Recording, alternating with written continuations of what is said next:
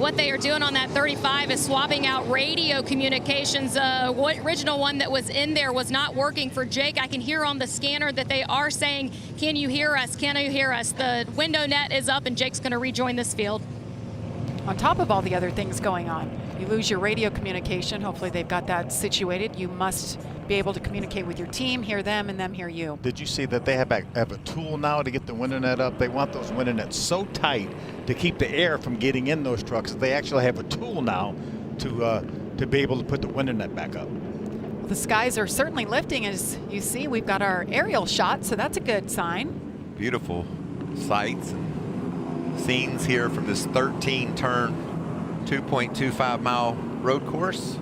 Uphill, downhill, heavy braking, everything you want in a road course. You could see in the puddles, though, it still is raining. Obviously not as hard as it was, but still some rain coming down. The anticipation, the nerves for these drivers. They've been running about 6 laps under caution here.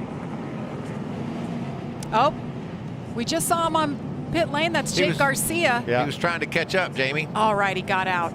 Don't go to the beach, especially when it is a damp beach. There's the pace car. Pace truck is off. We're going to do this. We're doing it. Green flag is in the air. Corey Heim, they've been waiting for this moment. We're racing at Mid-Ohio. See Corey swinging wide into turn 1. Corey can see everything perfectly. The guys behind him, it's a little difficult. Offline, that's the key for road racing in the rain. We're getting caution flag already. Caution is out. You can see there the visibility is nearly impossible. That big cloud of water and mist in the air, and we're going to go caution right away. So I told you I was an optimistic person, but whoa, there goes Jack Wood around. Wow. But I didn't see this working. Need it to be a little bit drier. And it'll dry quickly with these trucks on track. Especially once it stops raining, or at least slows down to a trickle. There's Jake. Oh, here we go again. He's had an eventful day. He can't keep it straight. And those are definitely the rain tires. You can see the white letters on those Goodyear Eagles. That rain tires have that white lettering, where the slicks will have yellow lettering. Jack Wood can't get the 51 fired. Finally does. Going to be able to drive away. Remember when we saw Garcia on pit road fixing his radio? This is when he tried to get caught up to the field, and that's the keyhole right there. Nearly into the sand, but just was able to keep out of it. And that's why we're under caution here on lap number 1 of this race. Got to give NASCAR credit for giving it a try and then quickly saying, this is too much. You saw Jack Wood, the 51. He was on the basically middle of the racetrack, where everyone else was riding around the outside of the racetrack. That might have been a situation where it's a little bit slipperier there, down towards the groove. And that may be what bit Jack right there. It looked pretty smooth sailing for the first 2 or 3 trucks, but then you saw that big, misty, rainy, wet cloud that everybody else was trying to fight through. Jack had a great qualifying effort, but unfortunately he's gonna lose that track position as Jake Garcia makes his way back down pit road to get that grill cleaned off. 51 and Jack Wood, a little bit different look. Rowdy Manufacturing. Truck looks good. Remember KBM trying to get their 100th win. Jack Wood could get it done, but he's got a lot of work ahead of him now. Yeah, we'll have Kyle back in the truck at Pocono at our next race. That'll be his 5th and final race of the 2023 season. Good look at Jack Wood. Great run yesterday, Jack. I was talking to him this morning, and he said they felt like they started the race yesterday with too low of air pressure. He said it took 15-20 laps before it really started feeling good. Then they had that break, put tires on, pumped the air up, and then he finished 3rd. You mentioned it, Phil. He's got 1 to go. 5th start of the season. That's NASCAR rules, and Kyle Busch got that win at Las Vegas. A couple of seconds to Zane Smith, then Corey Heim got him at Martinsville. 1 more try to get number 100. I know Kyle would probably like it the same if Jack Wood got it or if Kyle got it next week. But it would be pretty fitting for Kyle to get it, though, at Pocono next time out. 100 wins for one organization, and just the names who've come up through Kyle Busch Motorsports, so impressive. Let's get updates once again. Jamie. Well, just listening in on some of the radios right now, the drivers telling their teams they were unable to see anything. They couldn't tell where the trucks were going into turn one in many instances. And another point of visibility, we talked about the windshield wipers. We talked about the need to have the Swiffer on inside of the truck. But another thing that these drivers had to think about before they put their helmets on was what visor did they have on? Were they going to be able to see through it? Did they put anti-fog on it? We see it a lot in road racing when it comes to sports cars. We don't see it happen a lot here in the NASCAR Truck Series. A lot of drivers, they were passing around a bottle of dish soap just to coat the inside of it, keep it from fogging up. Those are little things that you don't think about. They only come from experience. Going to be interesting to see which ones were ready. Amanda? Jamie, when I talked to Carson Hocevar ahead of this race, he simply said, I hope it rains. He was one of the only trucks in qualifying last year here that did not spin or go off the track. He was able to pick up a third place finish here, but he said he loves moving around on this track and finding grip in these conditions. But when he comes in here off of the win in Nashville and $50,000 from that triple truck challenge, he said he's just holding his shoulders a little higher. But guys, how different is a race line to a wet line to a dry line? You just want to stay out of it, stay out of the groove. Get that truck wide in the corners, maybe run low on the straightaways. I guess that basically sums it up, wouldn't it, Phil? I think so, too. And we talk about the curbs. They're your friend when the track is dry. You want to completely stay away from the curbs because they're more slippery when they're wet. There you see Carson with those shoulders back. He's feeling good about things. Yeah, things are great for Carson Hocevar. A lot of talk about him maybe moving up to the Xfinity Series next year. We'll see how that plays out. He's got his feet wet a little bit in the Xfinity Series. Really done a nice job. And what about Cup?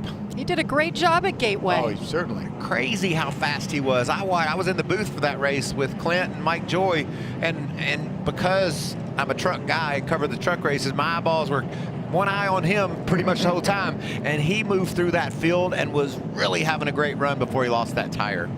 Well, he's your kind of guy, Carson Hocevar. Always optimistic, always smiling. We'll see what he can do today. The fans are ready. We're ready. Stay with us.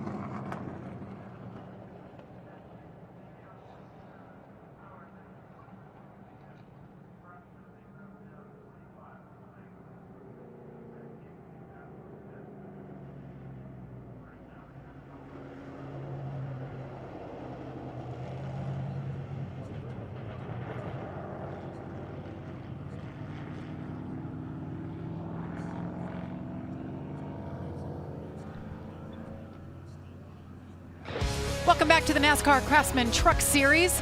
We're ready to go racing. Clouds dissipating. It has officially, I hear, stopped raining there. Love it. We tried to start this race. It's gone, and there's nothing behind it either. What do you think, Michael? Other than clear sky. I like what I'm seeing. Got the Craftsman blower there, tidying up pit road.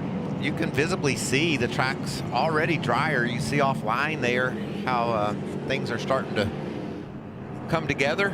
We're going green again. And we'll see what this start looks like, how much rainwater flies up in the air. That Tundra pulled off. That means it's all Corey Heim once again. Green flag is out. Hey, we can see 3 or 4 trucks back this time. That means there's less mist. Christian Eckes says, look out, I want to make a pass. A little bit of damage there. Caught the left front corner of Nick Sanchez's truck, the 2 truck.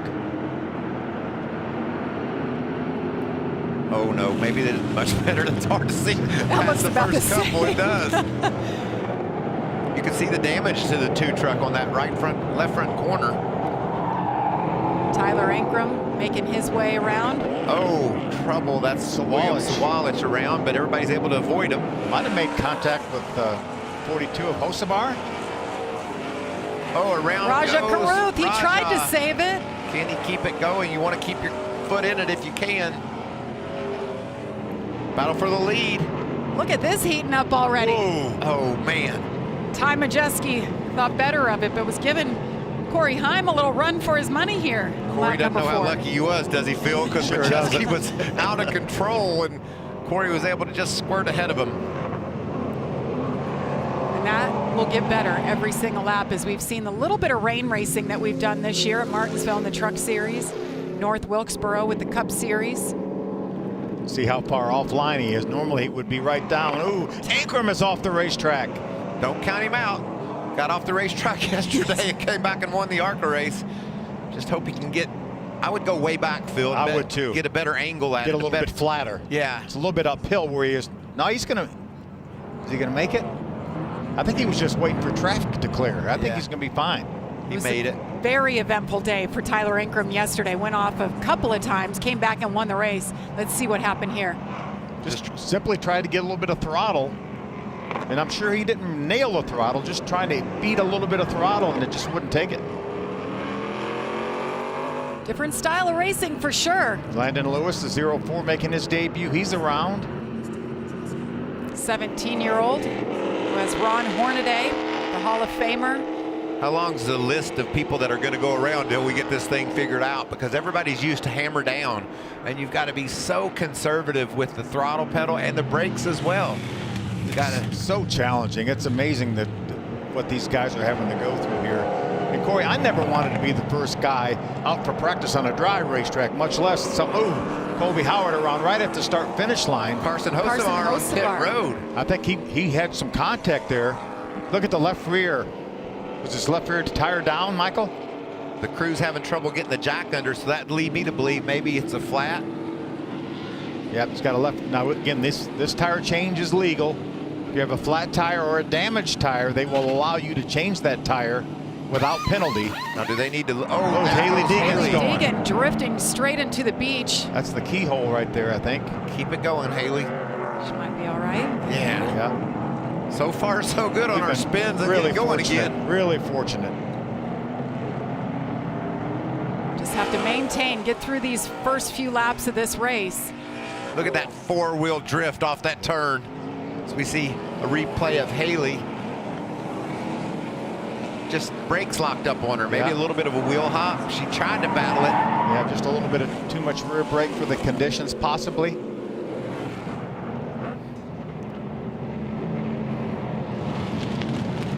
See Ankrum, he's rebounded from that spin. Everything up front's been pretty calm for our leaders. Corey Heim, Ty Majeski still running 1-2. It's after that when things get a little crazy. That's third, fourth, and fifth right there. Enfinger, the 23 and third. Sanchez and Christian Eckes rounding out the top 5. And behind them, Tanner Gray, nice job. He's in the 6th position. Ooh, look at the slide by Enfinger. might look like it's in slow motion, but there's battles all over the racetrack. How about 3 Eckes? wide, how about that? What about Eckes gets a 2 for 1. What about that grip he found down low? He's going to remember where that was too, isn't he? Eckes into third.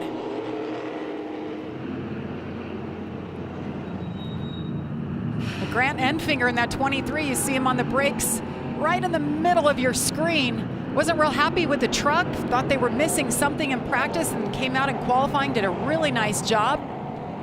There's Matt Crafton diving to the bottom of Marco. Andretti and Matt will go around. There is no grip on the bottom in that corner. 0 grip on the bottom in the corner. I'm not sure there's any grip in the middle of the racetrack. You need to be right against the outside grass.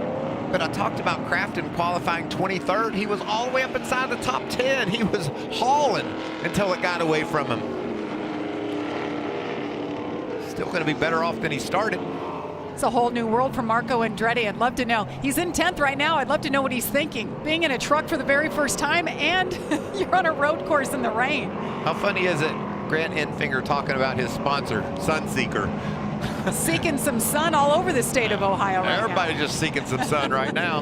Grant has a different look, by the way. If you're looking for your driver, he's got the seafoam green and gray truck. That's Connor Jones right there in the 66 who just went around. They're cutting the grass all over the place. That's Jack Wood, the 51. Look at all the grass on the grill for Jack Wood. That will bring him to pit road. Probably Connor Jones as well. Update, I've counted about 11 spins so far, and I'm scratching them down over here on the pad. I'll keep y'all updated. I'll give you the next piece of paper. You're going to run out of that one. You see the damage on the right rear for Connor Jones in the 66. I think he and Jack Wood may have gotten together. Both of those trucks with a lot of grass on the grill.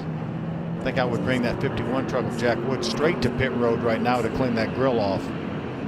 He'll be able to monitor his temperatures and see if that's necessary, but I hear you, Phil. It's Ben Rhodes trying to slip around Sanchez for 4th, and he does so. We're down here is where there's no grip unless you're right out against the outside grass. Just a reminder, there will be stage breaks today. Lap 20 and lap 40. 67 laps will complete the race. Look how low they come off that turn, just trying to stay over to the right as far as they can. And look, Ben Rhodes makes it work. And Christian Eckes is going to be cognizant of where Ben Rhodes was to find that grip. You can look to see him in that same line next time around. Usually you see, oh, there goes the 04 again. Landon Lewis, Landon another had one. to get away from him, and you could see Hocevar too off the track. All the grass on his grill as well. Amanda just reported about Carson Hocevar is so optimistic. Last year didn't go off the course. He's already had a run for his money here early on. There's Brett Holmes around. Raja driving through the beach.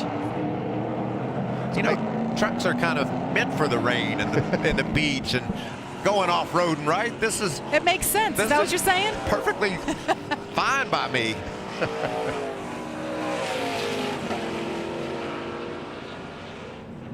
There's the damage to Tyler's truck. That'll hurt his handling once we get dry. Yeah. We're not really going fast enough right now to hurt anything. As you see, Ty Majeski working his way off turn 13 down the front. Yeah, Ty was able to make the pass on Corey Heim for the lead. Uh-oh. There it is. There's the caution right there. And that's Tanner Gray stuck in the beach, but obviously he's not going to be able to get out on his own. Yeah, he was in the top 10 doing a great job too. Update on my count, I lost count. Tanner Gray was Ran out running of paper. 8th at the time, so that brings out our second caution of the day.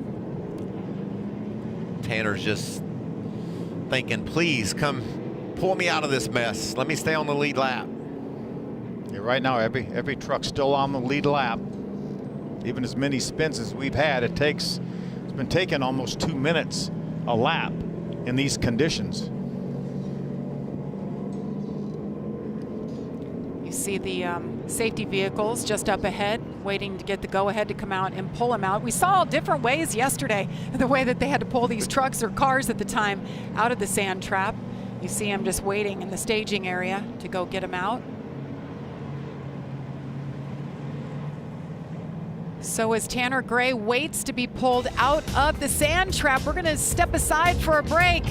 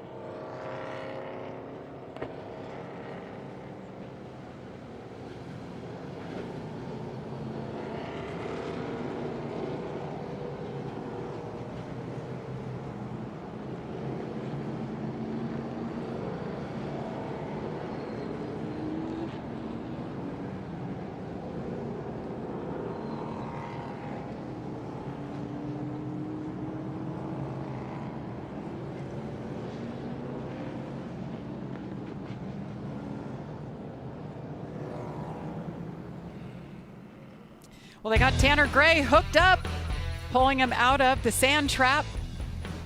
Good job, gentlemen. It takes a lot of work to make this happen as we're under caution here for the second time today. Let's take a look back at 2016. Yeah, not the first time we've seen rain at this racetrack. Justin Marks didn't mind it at all, though, did he? What a big day for him. Driving for Chip Ganassi that day. We covered him in the Xfinity Series. Got the big win. That was a big moment for this guy, and as you know, he's gone on to do huge things. That is the same guy that owns Trackhouse Racing that has won the last 2 Cup races with 2 different drivers. And by the way, didn't he just set a track record yesterday? I think at Road America, right, in the Trans Am Series? How about that? Wins a Cup race with his driver, a team that he bought from Chip Ganassi, and then he goes out there and just wheels it himself. I bet you Justin likes hanging around in the rain. What do you think? Absolutely.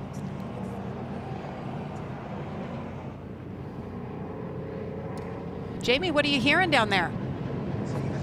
Well, there has been a door open in terms of strategy. You know, we come to these road courses, the standalone weekends, and we talk about how their pit stops become non-competitive. We don't have the road crew. Well, what NASCAR did do for this race was they opened up the option that under a yellow flag, teams can make the decision, come to pit lane for fuel only. Now, that becomes a question mark in these conditions because of the tires. Now, everybody's out there on the wet tires right now, obviously. Track has no dry line on it. The radio communication, though, is how close is it to getting dry? There's not any sunshine out on it. The air right now is still very wet, so the track's not drying off. Why is that a big deal? Well, because the stage break is going to come in 12 laps, which means the teams can then come in and change to those dry tires if they think it's going to if they think they're going to need them. But the drivers are saying, I don't think there's any chance that this track is going to dry out in the next 12 laps. I think it's probably sometime in the middle of the second stage we can see them needing to come in and take tires. So I'd expect to see a couple of drivers, especially the ones needing to make up some track position. Somebody like Zane Smith maybe coming, topping off with fuel, then staying out for the stage break and just trying to make up some ground. I think that as Jamie reported, the strategy is going to be all over the board. These guys are going to do fuel. You see Hosefar here just needed to clean his grill after being off the road, and you can see the damage to that left front fender. But we're going to see a lot of different strategies throughout the afternoon. And I think we're a ways away, though, from seeing the tires swap from the wets over to the dries. But without this rain now, it's going to happen. That's what I was going to say, same thing. We will see them go to dry tires, I guarantee it. Amanda, what's the latest on Carson Hosefar? Well, the troubles for Carson started earlier. It was when Williams Sawalich spun out. It actually hit the side of Carson's truck there as you see them pulling off the body. It just has been a comedy of areas in a way. When you look at them doing the fogger in the front, they had the defogger requested at the break. But when you go back to Carson Hosefar, it's kind of funny that he said he hopes it rains, so we'll see how he can get this 42 back on the track. Oh, looks like he stalled it a couple of times, but he got it fired again. What about that pit stop? Look at all the grass on the ground. You got tape. Tape doesn't stick very well in the rain. You know, one thing I've noticed is they need the entire windshield clean as far as the fog, because, you know, when you run an oval, you really only look through about the left third of the windshield.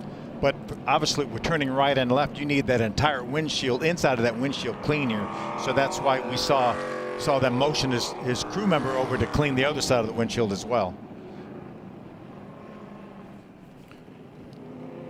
Certainly need to rely on those pit crew members to wipe that area. They're so buckled in, they can't just take a rag and wipe it themselves. That's why Swiffer with that long handle helps a lot.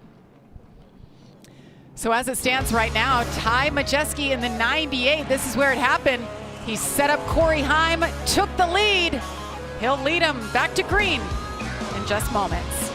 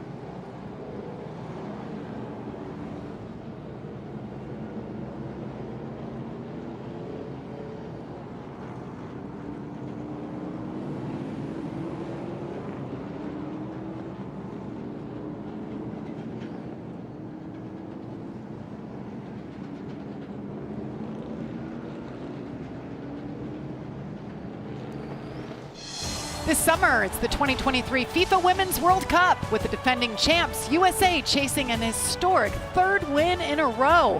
Don't miss the action when the tournament kicks off July 20th on the networks of Fox Sports. How about those kits? Nice kits. Yeah, they look nice. I think they have 3 different ones from what Which I'm is the hearing. jersey, Yeah. if you're not a soccer person.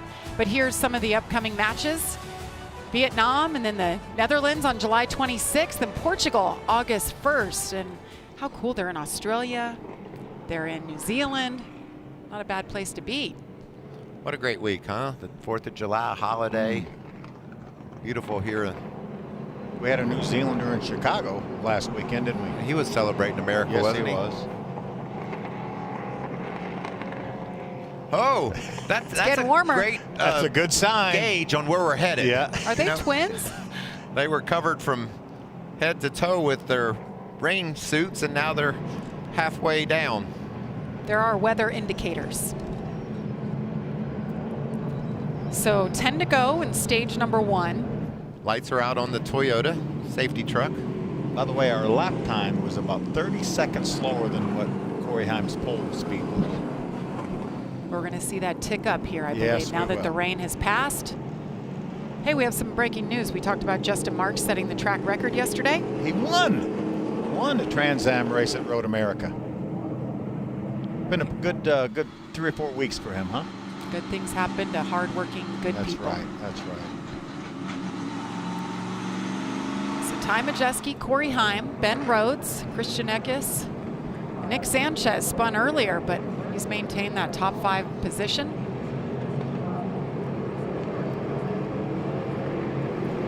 Certainly been a lot to talk about. And here we go, green flag in the air.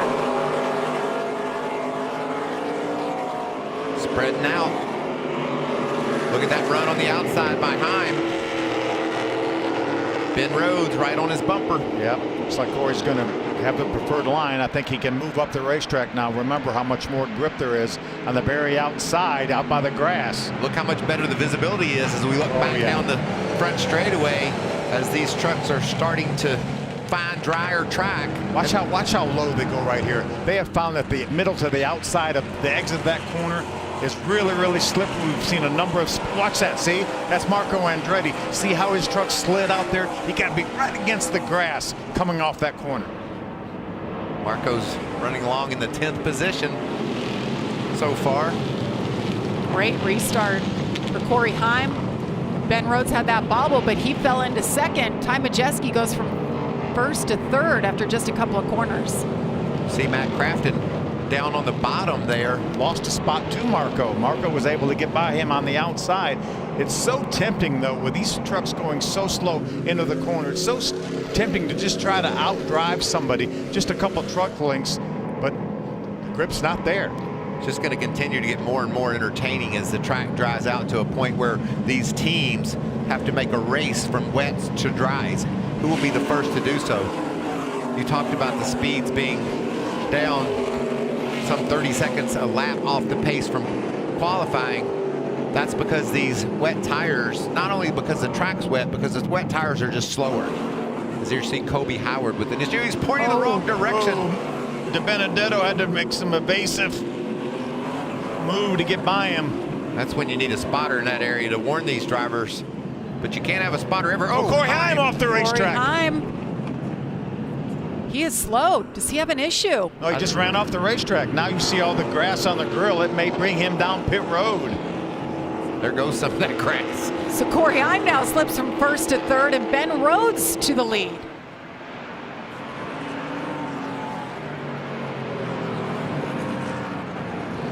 Sport running 1st and 2nd right now. This is the carousel. See, he's slipping and sliding, and he just gets loose and overcorrects a bit into the grass. Just that amount of time spent in the grass. Oh, Matt Crafton is around as well. He did a couple 360s. He stays out of the sand.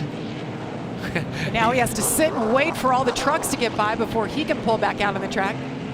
He's been so fast, too. He drove outside the top 20 up into the top 10. Did he have some help here? I think that's Marco on the inside. Remember, no grip in the middle of that racetrack, of that corner right there. No grip on the bottom, no grip in the middle. He made contact with Matt and sent him off the racetrack. Zane, who started in the back, has made his way. He was right there with those two battling for a top 10 spot. That's pretty incredible considering the conditions today. Well, we talked to Oh! Tanner Gray, we already saw him get pulled out of China Beach. Well, the sand trap earlier one time. Keep digging. He's trying, Does he make he's trying. He's getting close, he's getting close. Showing the capability of a race truck. Look at him go. Listen to that motor, listen to that motor. Don't float up, he did it. That's the most RPM that motor's turned all day long. That was a beautiful aerial shot. That was adventurous. He said, I'm not sitting here waiting and bringing out the caution again. He's a lap down because of that spin earlier. He and Hocevar both a lap down. That will be a battle for the free pass. More than likely, Hocevar got by him when he was on China Beach. He was having a party on China Beach. He was. Corey Heim all over back bumper, and Nick Sanchez. Sanchez with some damage on the front of that truck on the left front. That's a battle for third. Sanchez was able to get by Corey Heim for that third spot. And how about Taylor Gray? We haven't talked a whole lot about Taylor. There he is in fifth. Remember, experience racing this racetrack in the rain. He won the ARCA race last year that started with an extremely wet racetrack. Taylor Gray started back in 15. We just saw his brothers had some issues. But Taylor, 18 years old, doing a nice job here, working his way forward. I'm starting to wonder, Phil, when we get to this stage break, 7 laps. Oh no, caution. Keyhole trouble. Carson Hocevar has just been in trouble one time after another. Colby Howard as well. Let's see what happened. Colby was on the outside of Carson, and I don't think Carson knew it. I don't think he did either. I've talked to some of the teams. At least 3 spotters here for this racetrack. Some even have 4. There was nothing Colby Howard could do about that. He was committed to the corner, and Carson just went up to the high side because that's, you've talked about it, Phil, that's where the grip is, and it just wrecked them both. We should mention most of these drivers here don't have their regular spotters because they're down in Atlanta where the Xfinity Series race is happening later today and the Cup Series race tomorrow. And he is stuck. That's a mess. Just about axle deep there in the rear. Right now he's really happy he has those 2 stickers on the right side door Yeah, that say winner, yeah. we're in, so this trouble today won't hurt them. Let's look at this again. Look at that track. Just beautiful. Look at that. What a nice arc. Well, you guys said this is what the Truck Series is about. Trucks are supposed to be able to race in the rain, and China Beach. Okay, well, this is the 15. Tanner Gray. Just going to get in the corner a little bit too hot. You see him he's trying to stop. And there's no chance. And He was in there way too hot. Yeah, and then once he gets here, he nails that throttle. Watch our Toyota Tundra get to work. That's like a commercial right there. I like how they sped it up. Got adhesion on every kind of surface. It's a good job by Tanner getting out, but he still has a lot of work to do. Back there in 36th, 1 lap down. Carson Hocevar a lap down as well.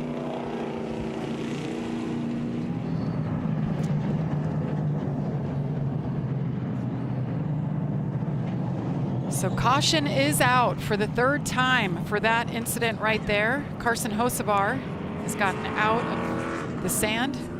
What do you do when you see the trucks pull up, Phil? Hey, pull me out first. He did it. I'm hiring points. I'm hiring points.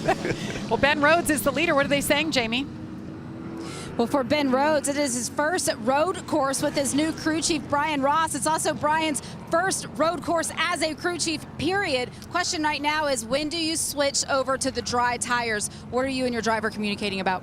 So we were just talking about that, and obviously the sun's coming out, so we're not really sure just yet. There's some spots that are dry, some spots that are wet. We're going to run this out till the end and see what the track does, and then go from there.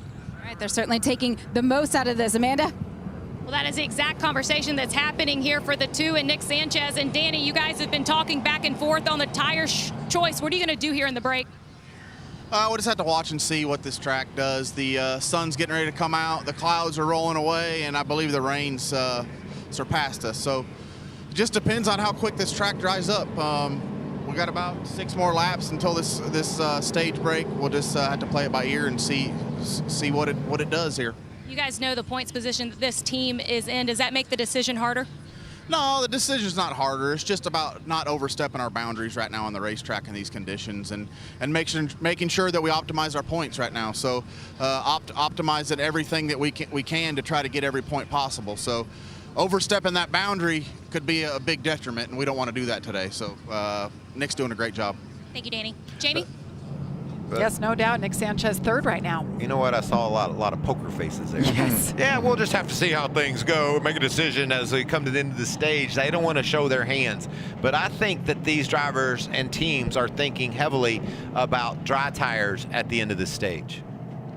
So here's the cutoff for the playoffs as they stand right now. Crafton on the outside, Tanner Gray down there. 23 out, but there's still a lot of racing to go. And guys, you know what's different about this screen, what we're seeing? Sunshine. The sun is shining. Yeah. That's going to obviously accelerate the drying. I'm not sure that this track's going to be ready for dry tires at the first stage break. Are you, Michael? I just said it's a possibility. Yeah. There could be split strategies. You can see Taylor Gray over there in the wettest part of the track, just trying to keep those tires cool. These rain tires are softer, so once that track starts to dry out, they really start to wear.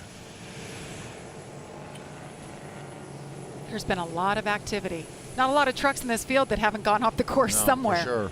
I was talking to Eric Amarola, who ran in the rain at Chicago, and he said there was about a car width and a quarter groove of dry pavement when they went to their, or dry-ish pavement when they went to their slicks. And he said, you get off that groove a little bit and it's a handful. So there's a difference in the tires. That sun baking down a few laps of green, there's going to be some decisions to be made.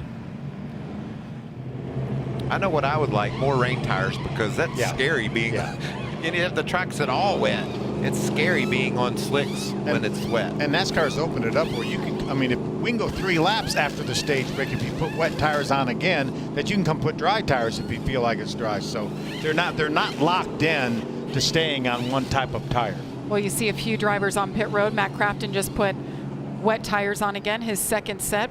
Haley Deegan just behind him. Matt's been an interesting cat. Started outside the top 20, spun twice, was all the way into the top 10 twice, and now he comes to pit road to get fresh tires and go at it again. He must like his truck in the rain. How about their team, ThorSport, just up the road in Sandusky, Ohio? Another one of the ThorSport trucks right here. Haley Deegan. ThorSport running 1-2 right now with Ben Rhodes and Ty Majeski. Crafton and Deegan both on pit road. So they're going to have the field sandwiched. This is ThorSport. Couple in the front, couple in the back. So 5 laps to go in stage number 1. Just a reminder, we will have that stage break. How about Austin Wayne Self and Will Rogers inside the top 10 here, and Zane Smith from the back. There's that 0-2 of Rogers, Young's Motorsports, and then right behind him, started in the back and has made his way to the top 10. Oh, Mr. Tipico himself. And Will's won 3 times on the road courses in the East and the West Series. A very accomplished road racer. He's done some Trans Am racing as well. I'm not sure he didn't go to victory lane this year in a Trans Am series. Best performance all day, I think, so far has gone to Zane Smith, starting 28th all the way up inside the top 10. As we're ready to go green again here. Great stories of guys that haven't spun. Are there any? They're few and far between. That's what makes them so great, Phil.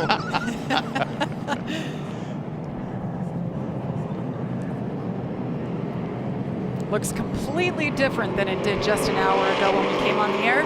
And green flag once again in the air. Ben Rhodes, Ty Majeski, Nick Sanchez. And remember, it's drying. It's not dry. We're not out of the woods yet. We can still see a bunch of trucks up off the racetrack again.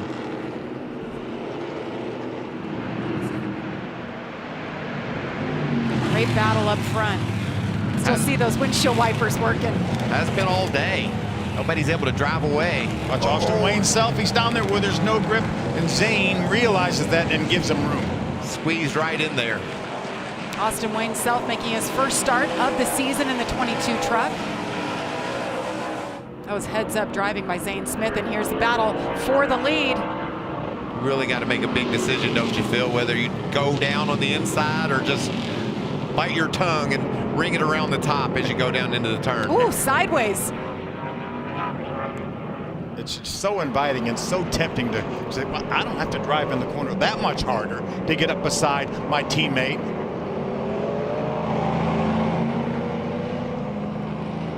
It's like a candy apple red farm paint truck leading this field. I love this paint scheme. Every time he runs it, does that take you back to the days when they used to run this color? I'm thinking of 57 Chevy. Candy apple red. Yeah. Beautiful. Yeah. Every lap that goes by, Phil, they just get a little bit quicker every lap, which means that's putting more wear on those tires, but it also means the track is rapidly drying out. And the crew chief's pulling more hair out. Yeah, that's right, because in about 4 laps, there's a decision to be made. Ben Rhodes hoping to hold on and get the stage points here. Oh, Taylor Gray goes around. I'm hearing maybe it was Zane Smith that helped him with that. Does he pull to pit road here and get a little gas? I think I would. I'm pointed that way. He can still come 3 to go. Pit road will close with 2 to go. Oh, bigger issues. Connor Jones in the 66, Spencer Boyd in the 12 just before the carousel. That's a caution. Yeah, Spencer's not getting out of that. Connor may not either, but Spencer's definitely not getting out of that. They were running back around the 29th, 30th spot. Connor Jones making his 4th Truck Series start. 17-year-old out of Fredericksburg, Virginia, runs in the ARCA Menard Series, ran yesterday. Oh. Ooh. Taylor Gray. I think it's I think it's a tire rub. Yeah, tire rub on that right front. You see the incident with Zane Smith. Zane was in the middle of the racetrack and just had no grip. I mean, it certainly wasn't a situation where he was intentionally going to try to take the 17 out. And then here's what happened between Boyd and Jones. They just get hooked together there. So caution is out for the 4th time today. That will more than likely end this stage.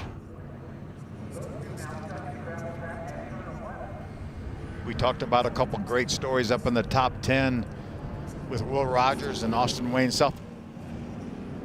How about Stuart Friesen with as much trouble as he's had this week, running 9th right now?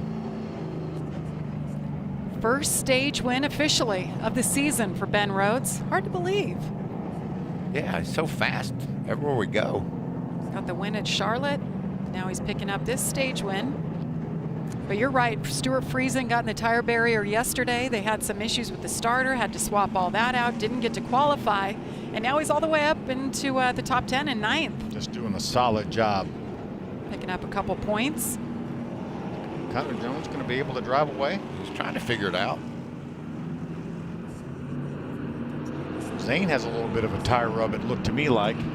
And again, when you come to pit road, though, he'll be able to make those changes, change tires, whichever tires he wants to put on there. He's taking the beach with him to pit road. See the slick tires right there. What do you guys think? They're not on the wall. I think they're just making sure they're aired. That's what a tire guy will do. Yeah, I don't think we're ready There's yet. some on the wall. Some on the wall. Yeah. I think it's close. You think somebody's going to do it? It's close, I tell you. I don't know. We're still 25 seconds off the pace from what we saw in qualifying yesterday on slicks.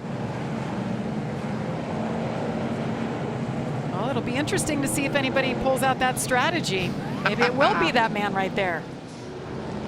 What I'm hearing from the team, if you look at Matt DiBenedetto, he's in the 18th position. He wants to do well here. When you look at what he did in the points coming in here, 8th, maybe this is the risk that this team needs to get him into those stage points possibilities as we get further into this race. Jamie?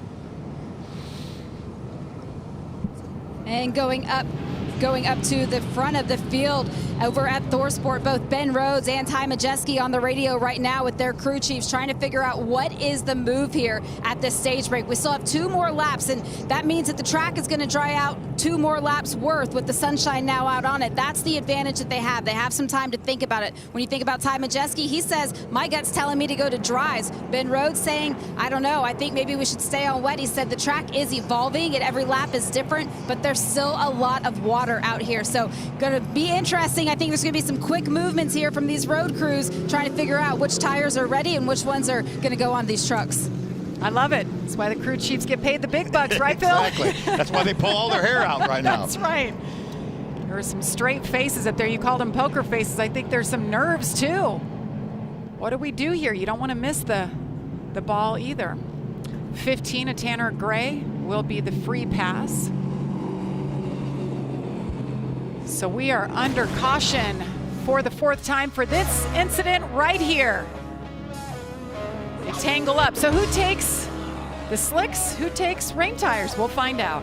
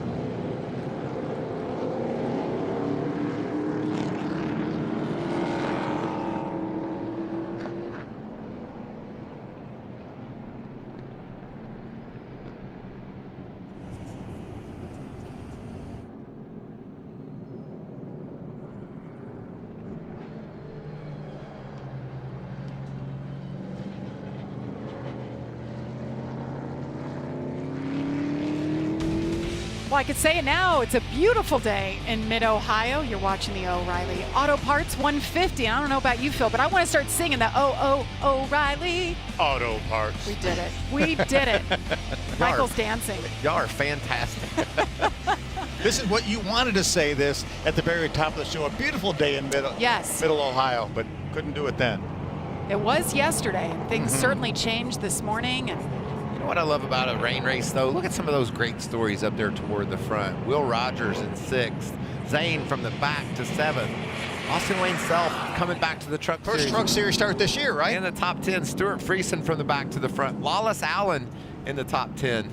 It really mixes things up and makes it a lot of interesting racing. And Raja Karuth is in 12th. I mean, we only showed him go around twice, but he's been around more than that, and he's just been digging. Yeah, that's why I lost count. I was counting what we were seeing on TV, but I'm looking at the other monitors. There's people spinning over there as well, so it got a little confusing. I know we're upwards of 20-some different spins. At least.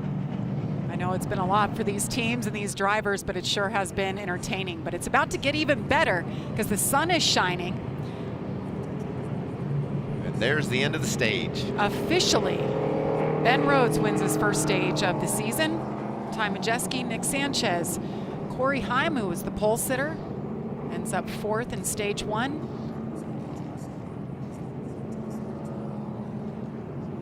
How clean the grill is on Ben Rhodes' truck. That means he hasn't been in the grass. Looking down that pylon, you see Connor Daly back in 13th, Marco Andretti in 14th. And this has been a fun story that we set up yesterday and just said, these are two guys I want to watch. I mean, they both have experience here. Connor Daly just raced here last Sunday in an Indy car. So I'm really curious what they can do now that we're in dry conditions. Phil, are you going to start to waffle a little bit on me? I am a little bit, yes. You said yes. there's no, I think they go for it. I think there will have people go for it, but I don't know. I didn't see enough lap time. We still saw 23 or 24 seconds slower than our pole was the fastest lap we saw this race. So I'm still not sure it's quite ready yet. Jamie, what's Joe Shear thinking?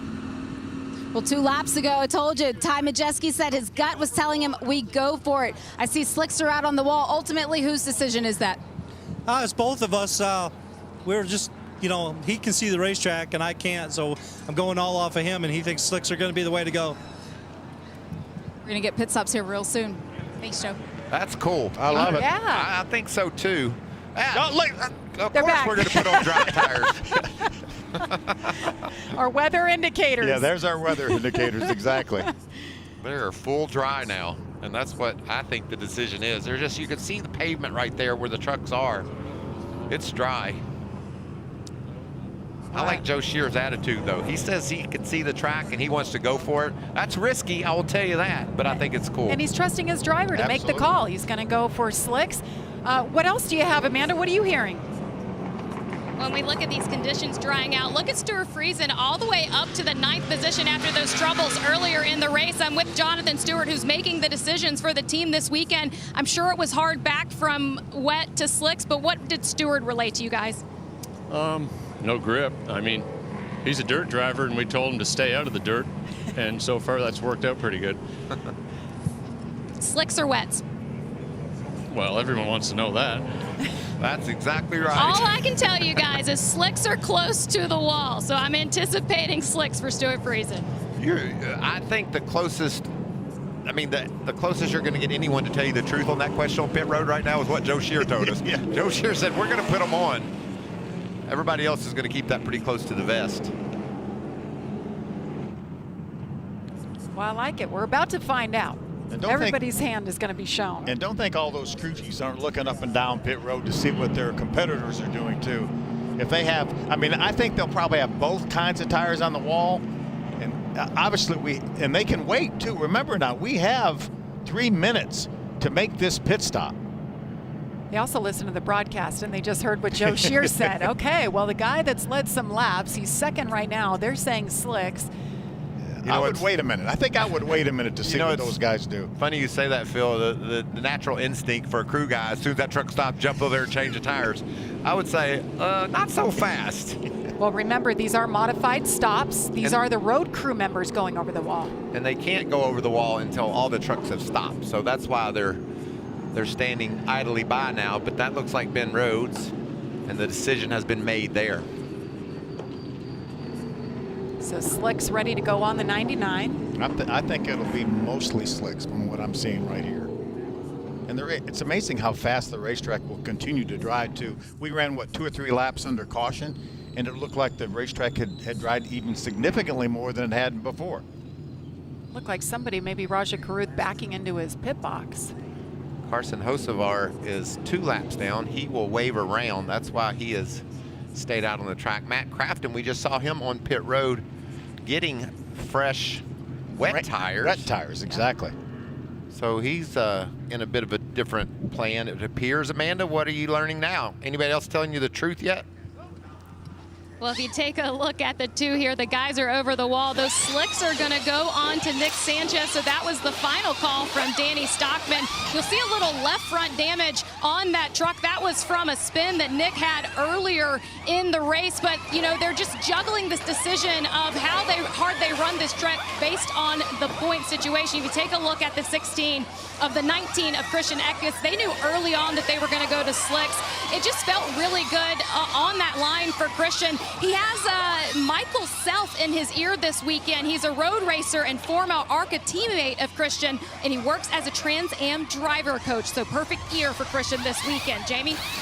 Further up pit lane, both Ben Rhodes and Ty Majeski, the 99, the 98, pitted together. And Ben Rhodes in that number 99, he said, look for us when we go back to dries. He said, in the dry, we are easily a top 3 truck. But he said our weakness is when we go out on new tires. He said their setup, their balance, everything that they learned in the truck yesterday, it works for them after about lap 10. So I don't expect him to have the best restart he's ever had, but he said he certainly does have a truck that he can work with. For Ty Majeski, you see those yellow Goodyears on the side. They did ultimately make that decision to switch over to the dry tires, just like everybody else. It's synchronized air guns down here on pit lane right now. Joe Shear Jr. said, you brought me back a dirty truck, man. And Ty, keeping it cool and calm, he said, hey, listen, we've been doing some work out there. So the work is about to continue, but these guys still have some few minutes out here. Fuel's going to go in right now. They're just taking their time, making sure nobody makes any mistakes. This is the point where, you know, you can't really lose a whole lot unless you're not finished once that 3-minute clock expires. So everybody going through the paces, everybody coming back down. We have a very different race that's about to unfold when we go to green. So everybody needs to get into a new rhythm for the remainder of this one. Jamie?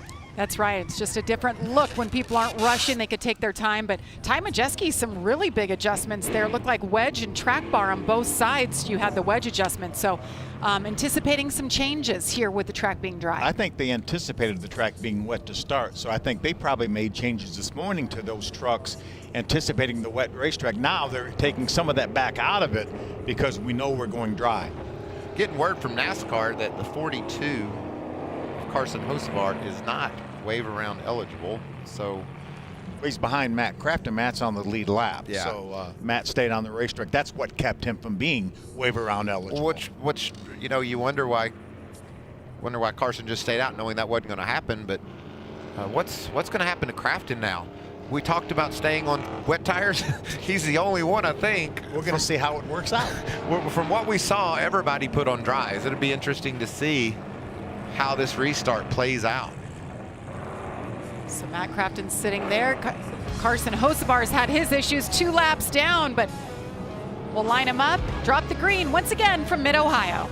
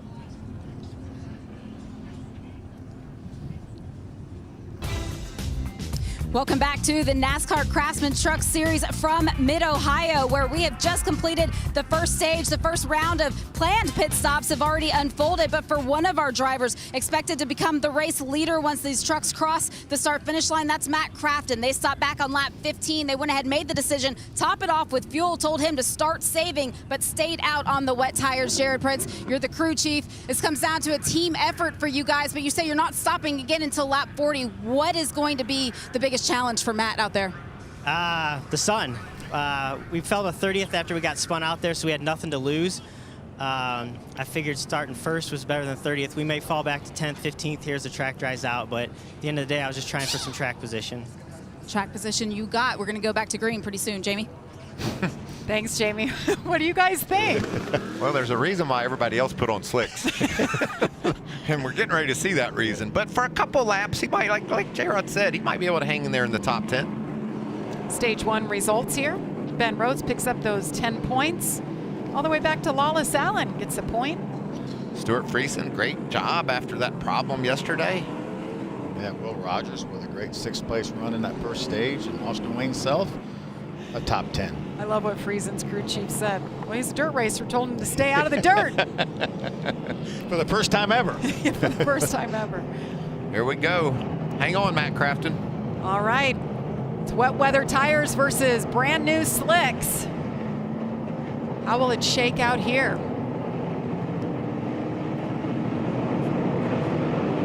Green flag in the air for Matt Crafton as he leads them into turn 1.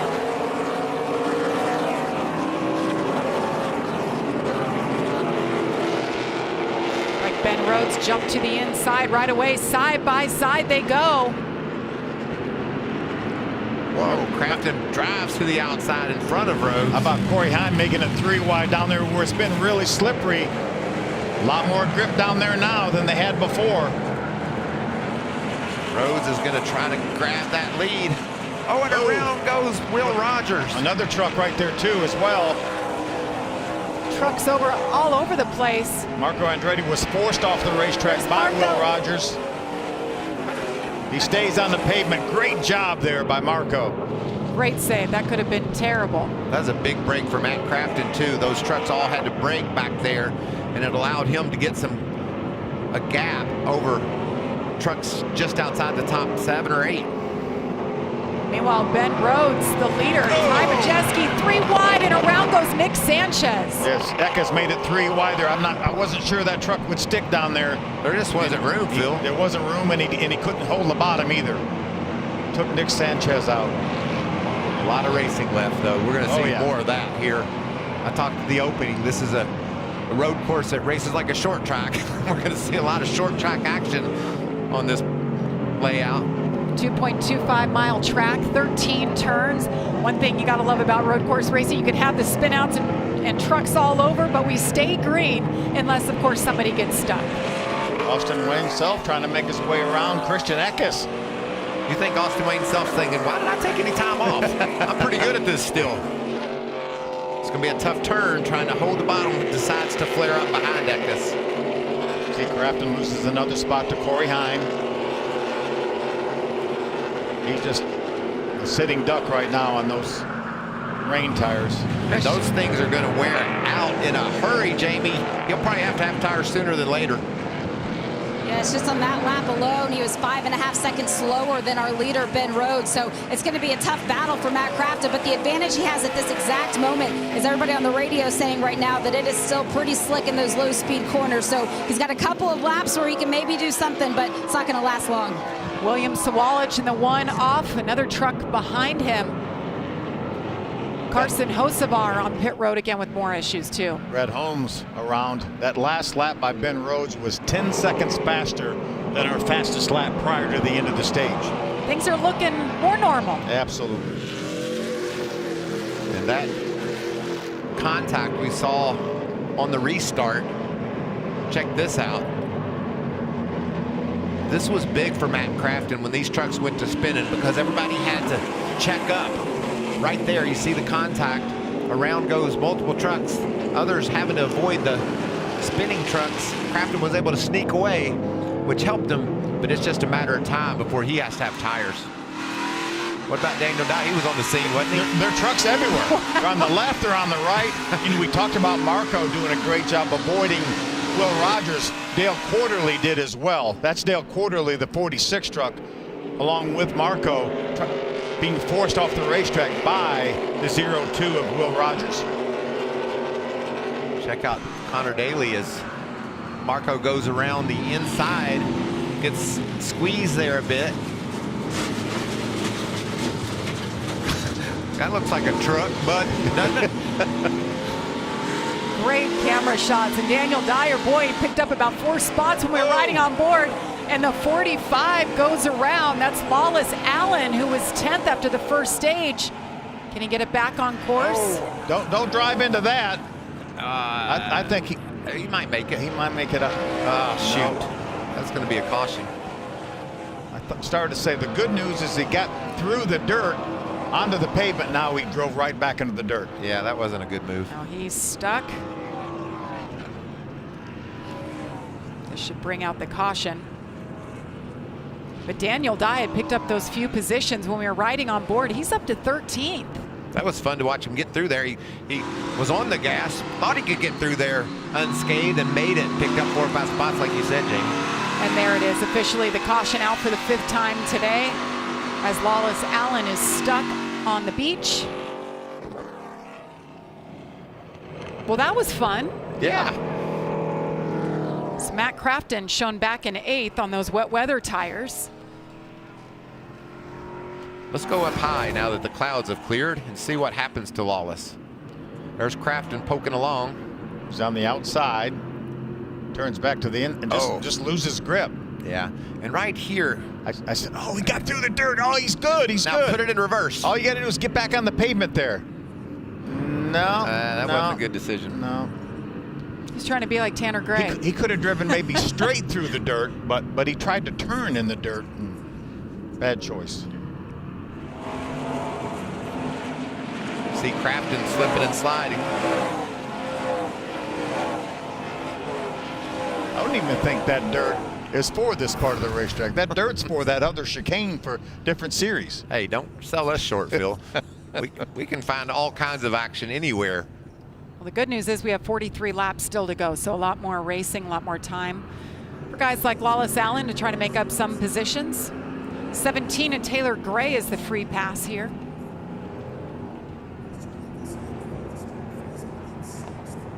Well, as cleanup continues, we'll step aside. Ben Rhodes, Ty Majeski out front.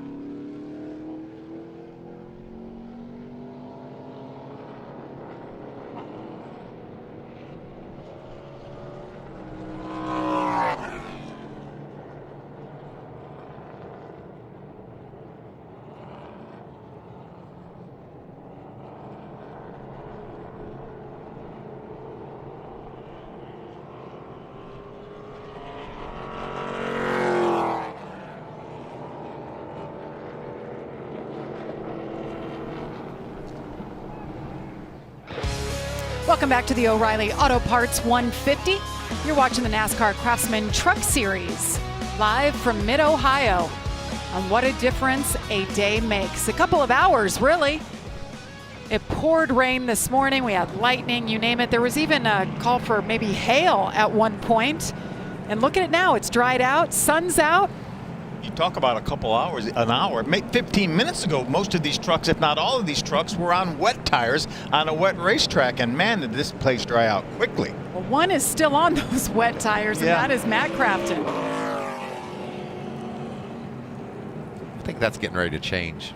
This experiment that the crew chief Prince made, he got that track position. Yeah, but he's going to give it away. Yeah. So the pits will be open this time. So if you have any takers.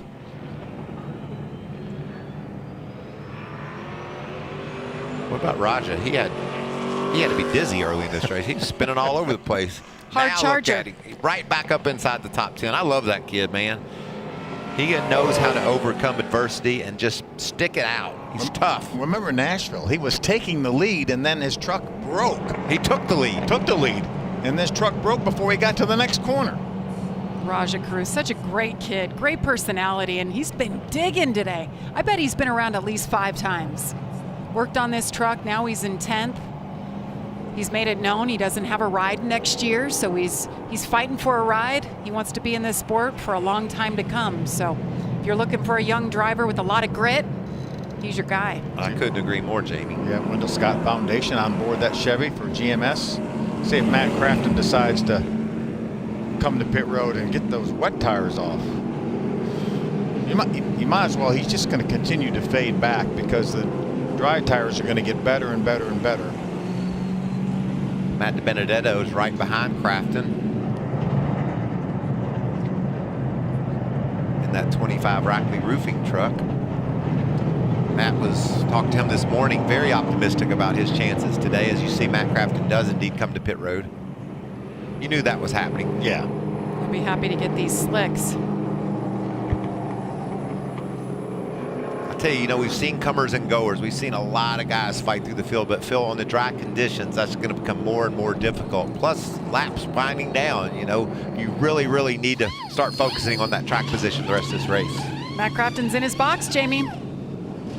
Yes, and he was focused on the track position before the end of that first stage. That was everything he was telling his team. He was like, if we do this, we're giving up all track position, which in turn is giving up any chance of getting any stage points. That's what he's thinking about. Jared Prince eventually had to say, unfortunately, buddy, we're going to have to give it up. Come in, go ahead. We're going to take this one right now. They're going to have 14 laps, maybe 13 laps to make up as much ground as possible, and then do what they can do with it. Amanda? Ahead of this pit stop, Nick Sanchez did apologize to his team for spinning, and Danny Stockman just said, just get ready to pit, bud. You see them working on the body work. The crew guy on the backside of the truck has a baseball bat in his hand. They did take a little fuel, and Nick's back on track. All the sophistication that we have in the tools in NASCAR, but a simple baseball bat helps you out more times than not.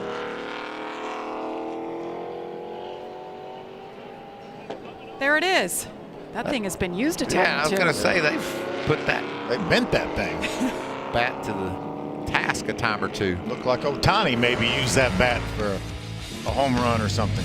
Well, after 26 laps, here's a look at our little race recap. That's what it looked like when we started. That was a pace lap, Jamie. That we hadn't even started yet. And then we officially started. We got about halfway maybe through the first lap. Multiple spins. Under caution for a few more laps. Connor Jones goes around. Takes Jack Wood with him. Wow. And then we had a first pass for the lead right here. Looks like it's in slow motion. Yeah, Corey Heim gets completely sideways, and Tom Majeski drives by. Corey slides off the racetrack, fills his grill with grass, loses a couple spots. And then the move of the race so far. Without a doubt. Without a doubt. It was so long digging through the sand, we have to speed it up to show you.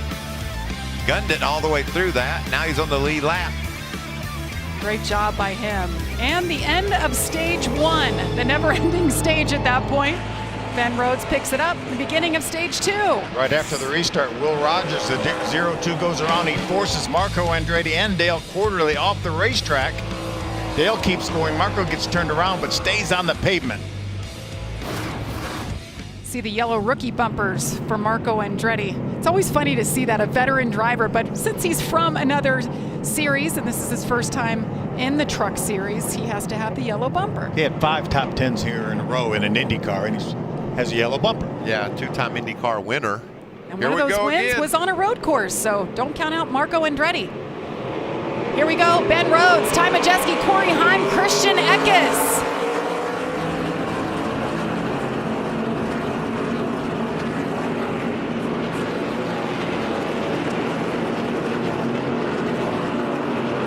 Side by side back there for the 6th spot.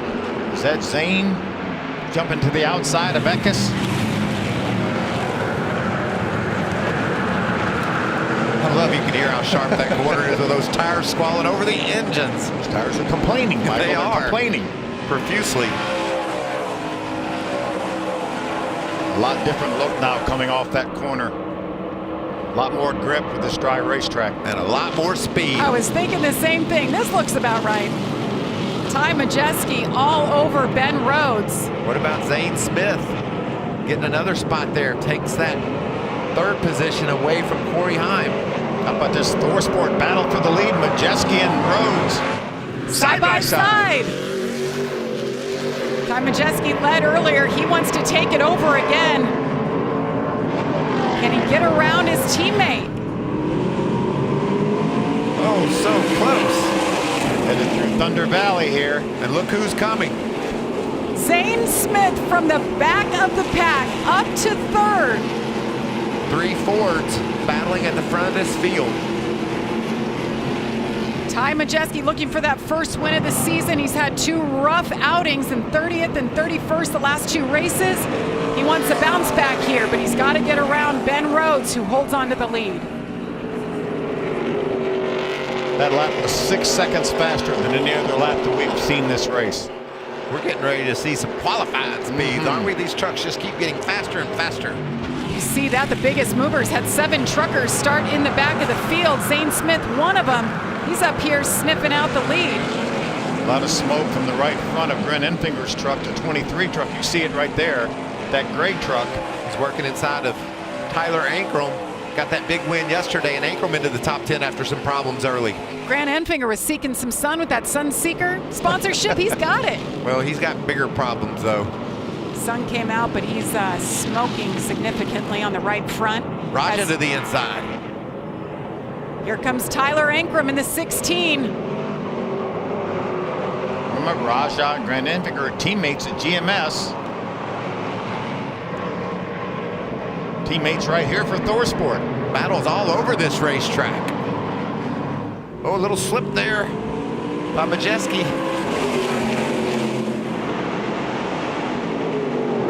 How cool would it be for the Cincinnati truck to win in Ohio? That'd be He's got Cincinnati on the side of that number 98, trying to run down the farm paint truck. Here's the carousel. Turn For the 12. race team that's in Ohio.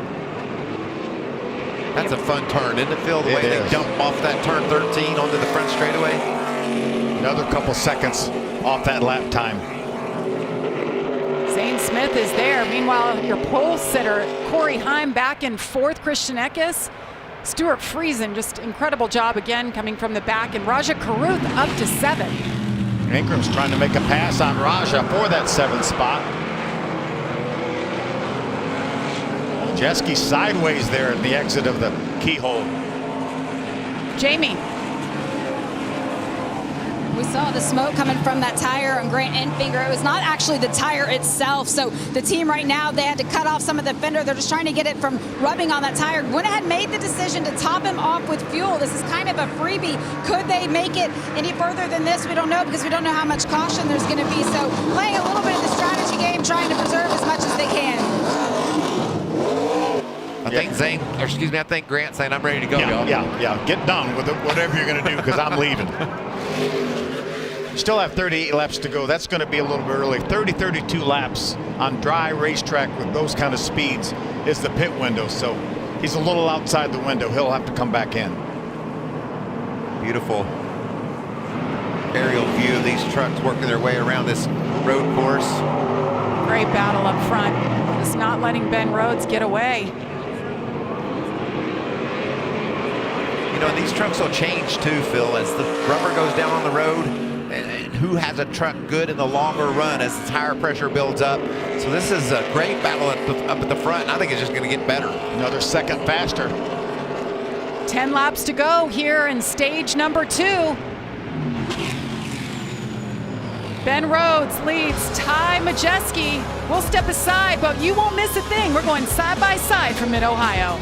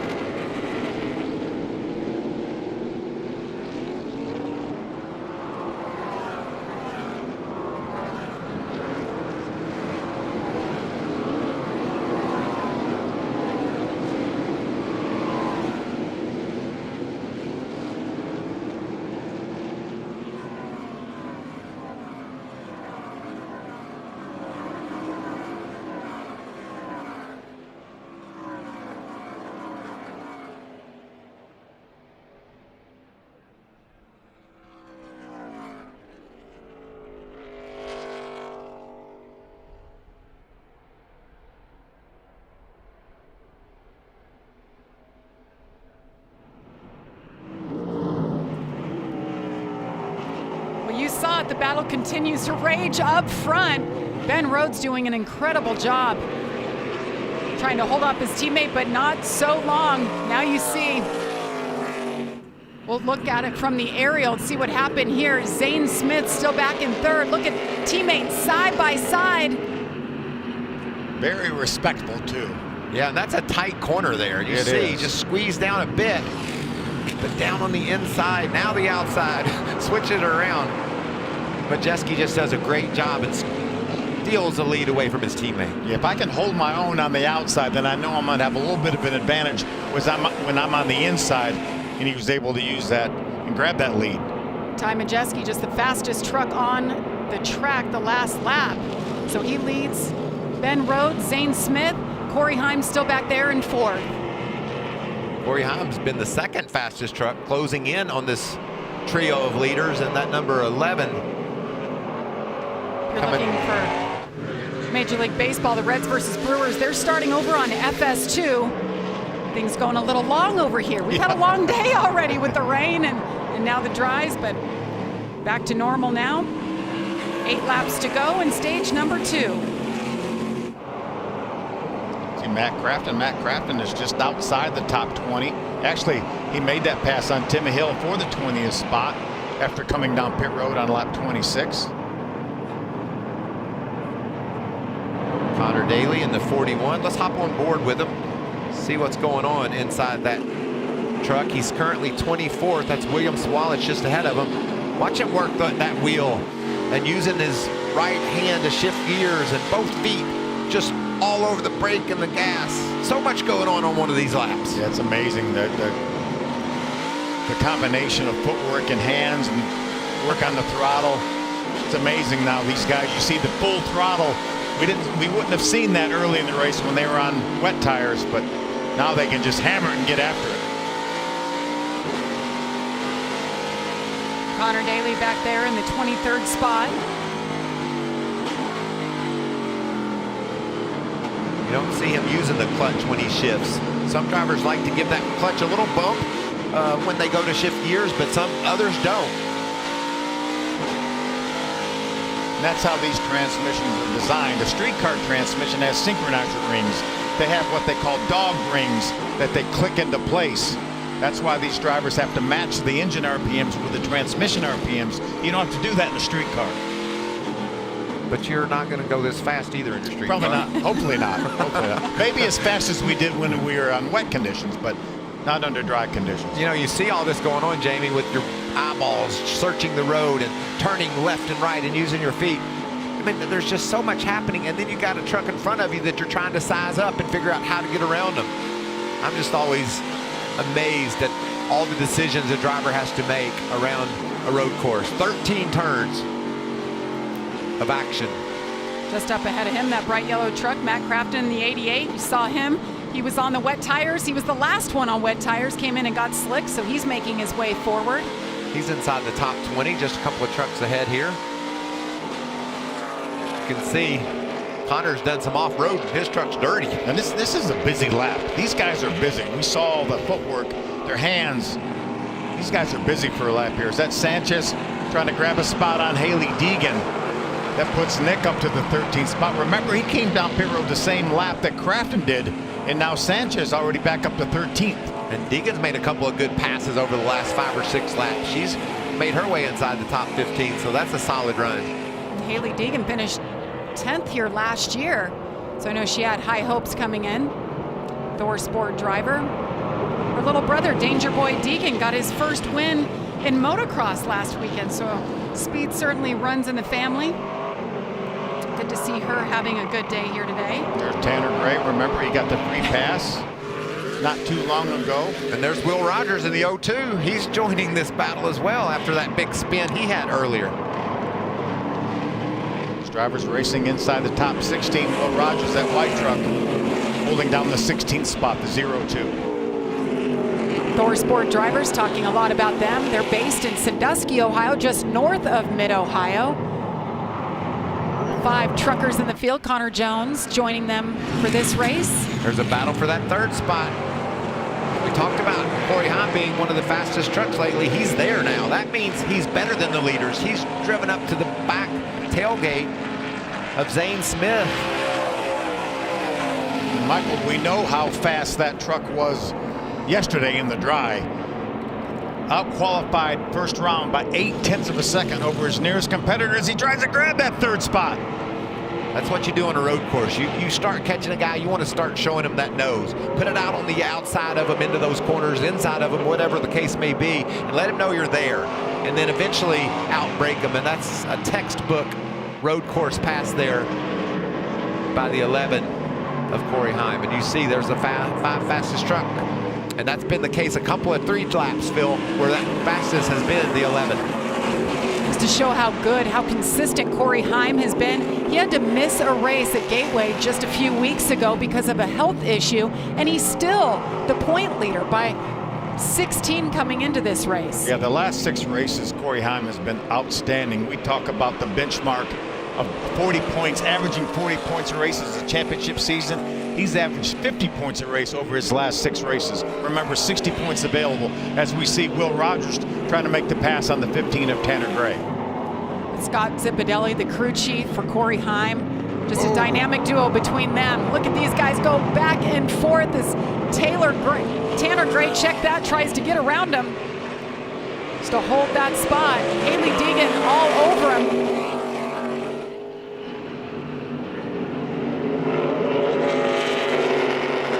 Tanner able to hold Will Rogers off. Will was able to get around Haley. He's got a fast truck. Couldn't quite get it done there against Gray. There you see Austin Wayne Self joining this battle himself. Sorry. I see what you did there. Sorry, I couldn't help it. There's that 22. Here's our leaders. Great battles. Well, Majeski got by Ben Rhodes and has not been able to shake him at all. And then they've got a bigger concern, I think, with that 11 of Corey Heim coming. I wasn't sure how long it would take Zane Smith to get up there. And around goes the 0-2. That's Will Rogers. I'd He say had there some was help. contact there. They were battling hard.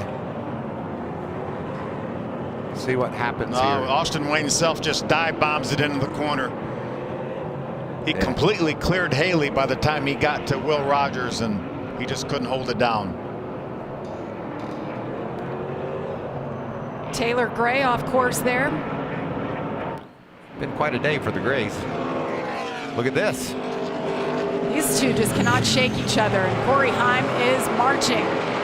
Ben Rhodes doing, like I said, Phil, just showing Ty Majeski that nose so that Ty knows I'm here and I can get you. You make one little slip. I want to move out of his mirror. I want to get out where he can't see me in the mirror anymore. Then he has to wonder where I am. Ty Majeski still looking for his first win of the season. His teammates all over him. Ben Rhodes wants to take over that lead once again. Oh, Ben with a bit of a slip there, and Corey comes into the picture. That's how close these guys are battling. Yeah, just 3 laps to go in this stage. Remember now, there's some stage points available here. We will have a stage break. Come down pit road, they'll have 3 minutes to work on it, put tires, fuel. And you know what? The crew chief's probably sitting on the box, maybe even smoking a cigarette, saying, you know, I don't have any worries this time. I'm just going to come to pit road, get my tires, and you guys have some fun out there. Last stage break, they're like, holy cow, what am I supposed to, when did I get dries? All morning, they were concerned about what was to come with the day, how long that weather would hang around, because this morning it said rain was going to hang around here until 3:30 in the afternoon, but it cleared out sooner than we planned and or thought. Beautiful day. Just 2 to go. How about Corey Heim? Can he hold on to that second spot? Ben Rhodes fighting back. Oh, what a great battle.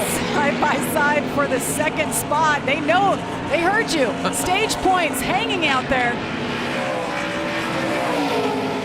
You know, the last time we had to race in the rain and the dry on the wet weather tires, the slicks, you know who won? Corey Heim. Can he get it done today? He's won once already this season. That was at Martinsville. Wow. Over 160 miles an hour down into that corner, and they continue to run side by side. That's synchronized driving, isn't it? Just like we saw last year here between Kligerman and Zane. A lot of respect here as they race, and Corey Heim's able to drive away. He's got 2 laps to win this stage, Phil. Yep. That battle allowed Ty Majeski to drive off, but I don't think it's over. Christian Eckes fastest that lap. Eckes up in the 5th position, as you see there in our pylon. Tyler Ankrum in that 16. Good job for him. Got the big ARCA win yesterday. How about Friesen? Remember, drop below the cut line after our last race at Nashville, running 6th right here in this stage on the final lap, and Matt DiBenedetto above the cut line fights back to running 8th right now. There's a battle, 6th, 7th, 8th right there. And Ankrum was all over Friesen as they came through turn 12. Final lap of stage number 2 here in Mid-Ohio. Ben Rhodes picked up stage win number 1 of this season. Will Ty Majeski pick up this stage? I think Ankrum did just exactly what you talk about, pull out a line there, seeing if maybe he'll give you a little extra room. You just want to be aggravating. That's, you know, you want that guy not concentrating on his job, hoping he'll slip a tire, and that's why these guys do that. There's the move again. But only this time he took it all the way in there. Battle for 6th. Tyler Ankrum make it stick. Matty D says, I want a piece of this. I love these switchbacks here, these S's. So technical. These guys continue to run side by side. Oh, Stewart's gonna squeeze him a bit. Leaders making their way to the green and white checkered. There through Thunder Valley. There he is, Ty Majeski. Great battle with his teammate, but it pays off. He wins stage number 2 as the battle continues. Oh, Rajah's going to sneak in there, see if he can grab a spot. They're going to battle side by side all the way right to the line. Look like Rajah got him right at the line, cost Matt a point.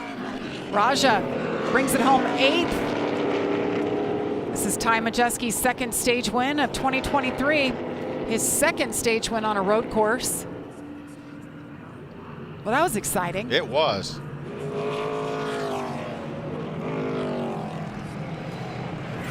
Can Ty Majeski hang on? The final stage of this race from Mid-Ohio is coming your way.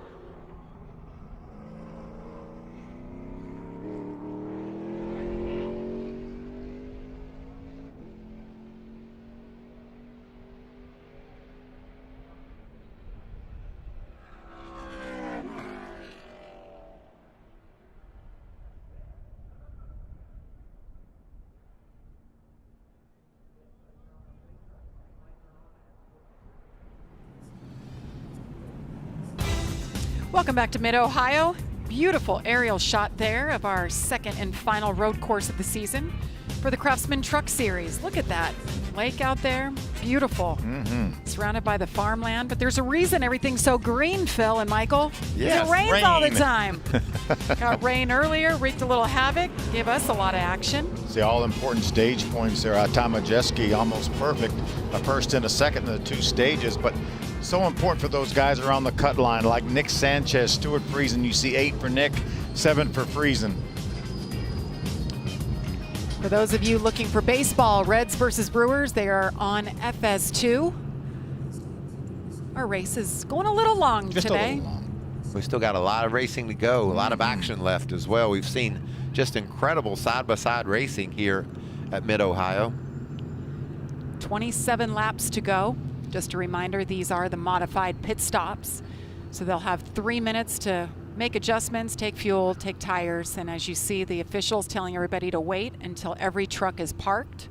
Now this will be the last tire change. Remember now, they were not able to go from dry to dry anytime other at the stage break. So this is the last time these drivers will be able to put tires on. If they have a damaged tire, flat tire, then they can replace it one at a time, but not any more 4 tires for these guys, Jamie. And Corey Heim is at the lead of pit lane, also at the lead of the field, as crew chief Scott Zippadelli said that one of their biggest strengths in this race and these conditions that are ever changing is the fact that their driver, Corey Heim, behind the wheel is smart. He said he uses his brain. He doesn't make unnecessary risk. As far as changes to this truck go, he said obviously we need a fresh set of these Goodyear tires to get us to the end. They're going to top them off with fuel, but they want to keep the truck pretty much as it is. It was fast yesterday. It's been fast so far today, so they're pretty happy with what they have. I want to go back to Ty Majeski in that number 98 machine. His crew chief, Joe Shear Jr. telling me that the truck's not perfect right now. He said, by no means do we love the setup that we have, but he said, we also can't fix it, so he's not going to mess with it. He said, it's going to be racy. It's something that's working for Ty right now, and they're still going for that first win, so they don't want to give him anything that's unknown. Amanda? Yesterday's ARCA winner started 13th on the track all the way up to 7th now. He is making adjustments to this truck. Came in saying that this is wicked tight. I need it to turn, guys. You see 4 slicks going onto that tire and some fuel, but man, battling him to the end of the stage there was the 52 of Stuart Friesen. And not only is he battling for those stage points, he's battling for a place in this playoff. He's popped himself all the way to the 9th in points after coming in at 11th. Well, I would have called him fool. They said the 98 is not perfect. It certainly looked like it there. She was fast. I think they're a little bit worried about that 11 of Corey Heim. Oh, look at those Great Danes. Majestic. Majestic. It's a great day to be a fan, hanging out. Now, especially that it's dry. Our director, Roger, knows. That one's rusting. I'm a dog person. Yes. He's like, man, it's been a long day. Been out here in the rain. I'm a dog person and a truck person. You put a dog in the back of a truck, that just feels good. You got it all here. Pit stops wrapping up. The kids, we got one napping and one just waiting for the action. More action from Mid-Ohio after this.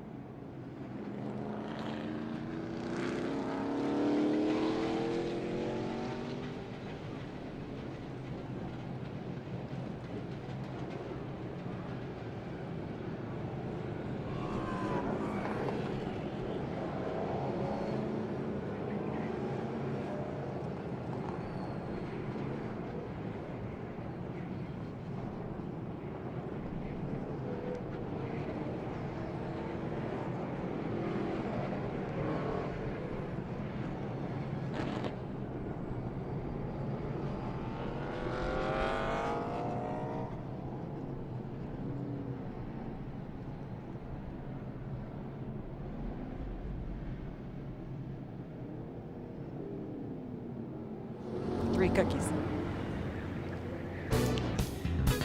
Welcome back to Lexington, Ohio. As you see, a beautiful day here. 27 laps to go for the Craftsman Truck Series. This is race number 14 and just 2 races remaining. after today, before the cutoff. Can you guys believe we're going to know the top 10 who make it onto the playoffs at the end of July? Yeah, it's hard to believe, but man, what a great battle we have right around that cut line. We talked about at the top of the show. We have 5 drivers within 14 points coming into this race. I'll tell you what's going to be a good show, Michael. We're going to go side-by-side restarts here. That means the choose is going to be in effect. We're going to be double file, which opens up a whole nother set of problems, Phil. We've seen guys race side by side respectively and make their way through the track and around the turns tight. The beautiful views from above, side by side, twisting and turning around this racetrack. There's the choose cone, box, arrow. Remember, we didn't have that here last year. I like that they have the little box with the sign that says choose, just in case. Yeah. These guys will probably basically split it. I don't think there's going to be a big... I don't think you want to give up a row. Nah, I don't either. I think you go to the inside, which would be the right for turn 1. You see Heim just splitting it, not giving up any. Yeah, turn 1's a left-hander. Yeah, turn 1's left, so you're going to be on that side, and then 2's a right. So you got to clear them in 1 to take advantage of that lane. Whoa.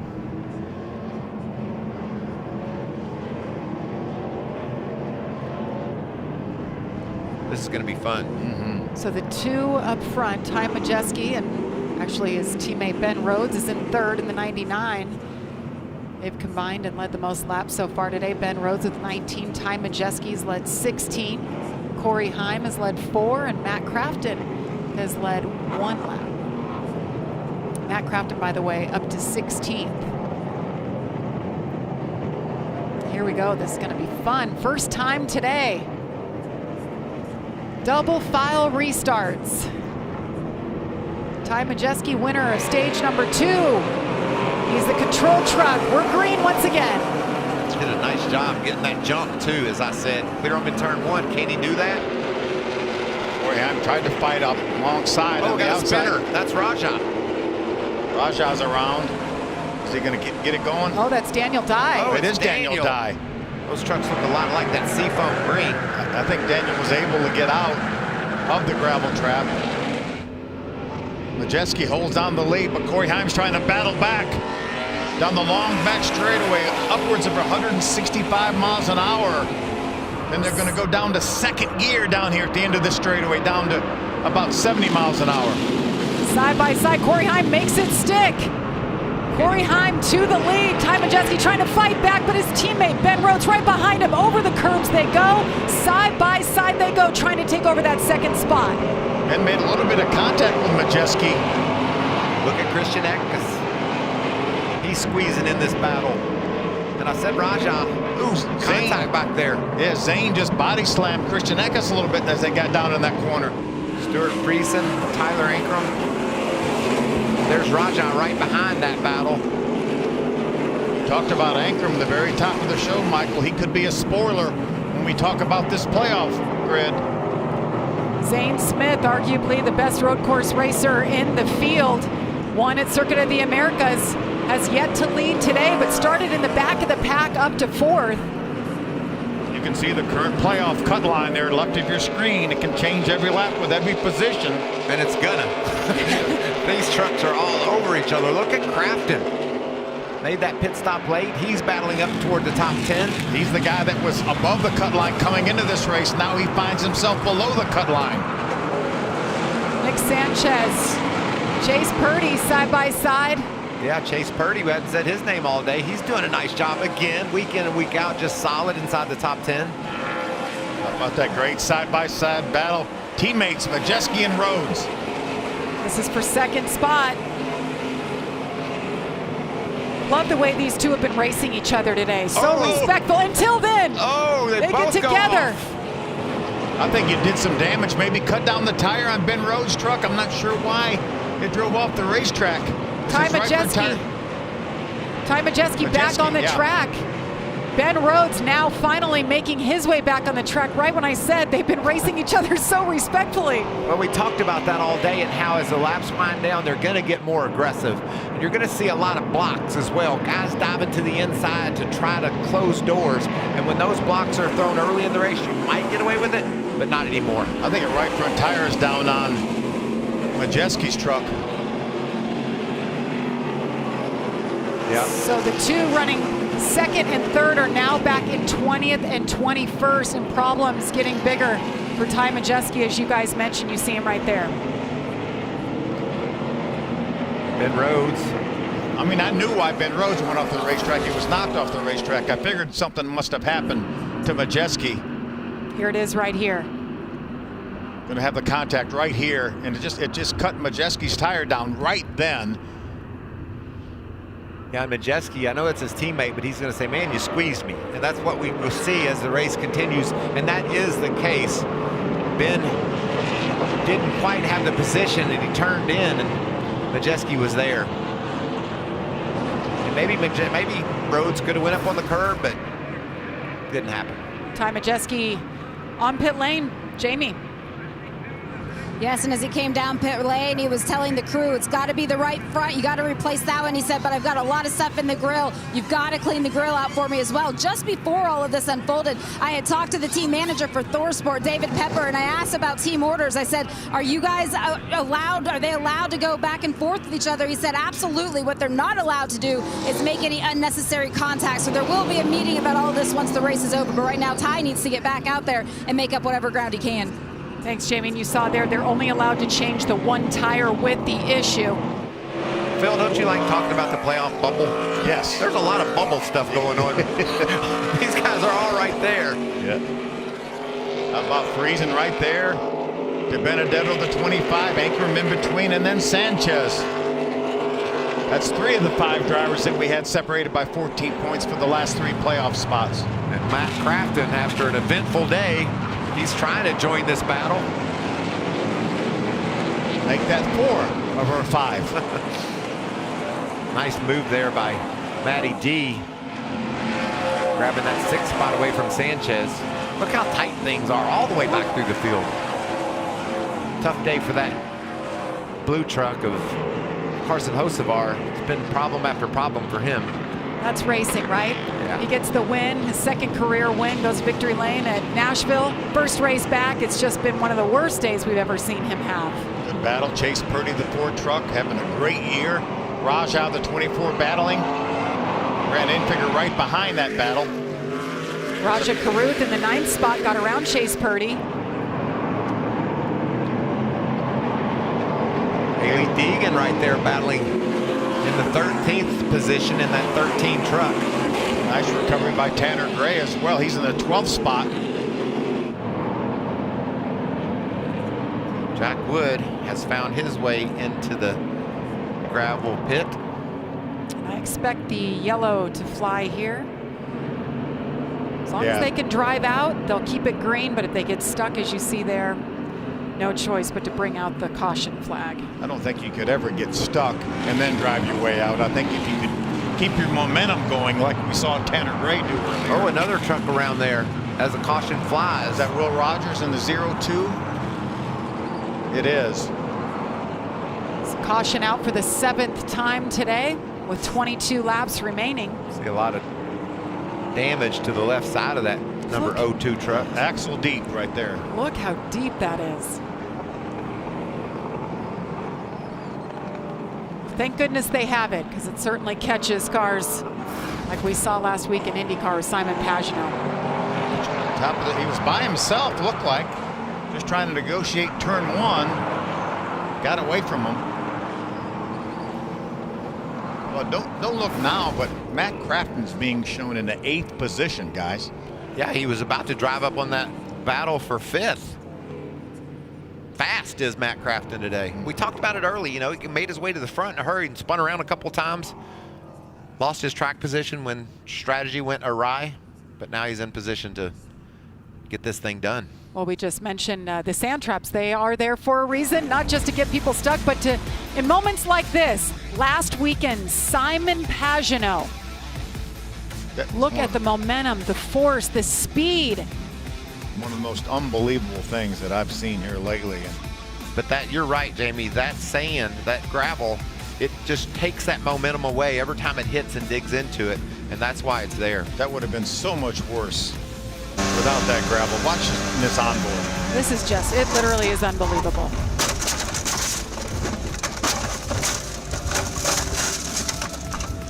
Thank goodness for the tethers on the wheels, the halo, and there he is walking away. Simon Pagenaud able to walk away. He was not cleared to race on Sunday, and it was Connor Daly who got the call and raced that car for Meyer Shank Racing. You know, obviously, fortunately, most people don't get turned over in their lives, whether it be a street car or whatever, but I know Michael and I both have, and it's the flipping is not really the bad thing, it's the landing. And every time that we saw and heard Simon's car land 3 or 4 times during those flips, and that's what hurts.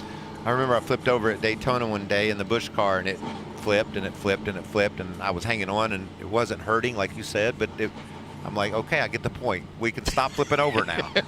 It just seemed like it was never going to stop. Those things are scary when you're in the middle of them, and it's nice to be able to look back and see Simon walk off like he did. And that sand is like 6 to 8 inches deep as they try to pull out Will Rogers, who was having a great day. Yeah, all day long. Fast. Christian Eck is doing a nice job today, running third. What does his crew chief have to say, Amanda? Jamie, I'm with Charles Denike, as you said. Christian Eck is crew chief. And I talked to Christian ahead of this race, and he was saying that he thinks that the 11 and him are the best trucks out here this season. He's going to have a shot at it on this restart. Does the truck have it? Yep, here we are, the 11, the 38, and the 19. The Napa Auto Care Gates Hydraulic Chevrolet is really good. Christian's doing a great job. We got a little bit of damage patched up there on that last stop, and long run pace is really good. 21 laps to go here, and we were as fast as anybody at the end of that second stage. So I think it's us and the 2 in front to the end of the race here, hopefully. When he was talking about racing in the rain, he also said that I'm terrible at it. How did you talk him through that first stage? Well, we survived. I've got 2 really good spotters out there that coach him a lot. Brett Anderson and Michael Self done a great job helping him figure out how to get through the rain, and we just needed to maintain and get to the sun, and that's what we did. Thank you, Charles. Thank you. Jamie? Charles Denike, well spoken. Thanks for the little insight there on how their day has been. And Got that. They made it out. Yep. Michael Self is a former ARCA champion and a road racer. That was his background. Michael Self is a great road racer. He's a good one to have on the radio with Christian. I think he's actually an instructor, a driving instructor. Yes, he is. Yeah. So yes, he wasn't kidding when he said he's got a good spotter up there. He's got a couple of good ones. Here's Jack Wood stopped on the track. Last restart. Gotta love Daniel Dye, brings us the great action. Oh, you're going the wrong way. We'll be back. Corey Heim leads it.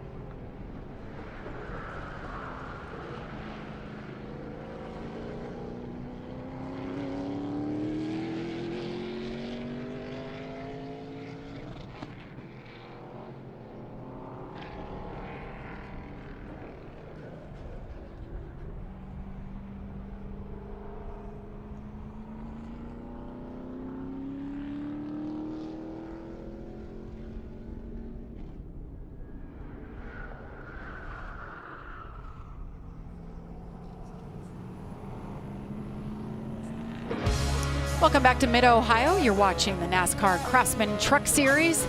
What an eventful day it's been. Certainly, if you've been watching since the beginning, it was raining. Now it's beautiful and dry. How about some more action? What turn 4? There's no turn 4 in Pocono. That's where we're headed next in just 2 weeks. Love Pocono. Boy, these trucks put on a great show there. The draft is so important at Pocono. 2 really, really long straightaways.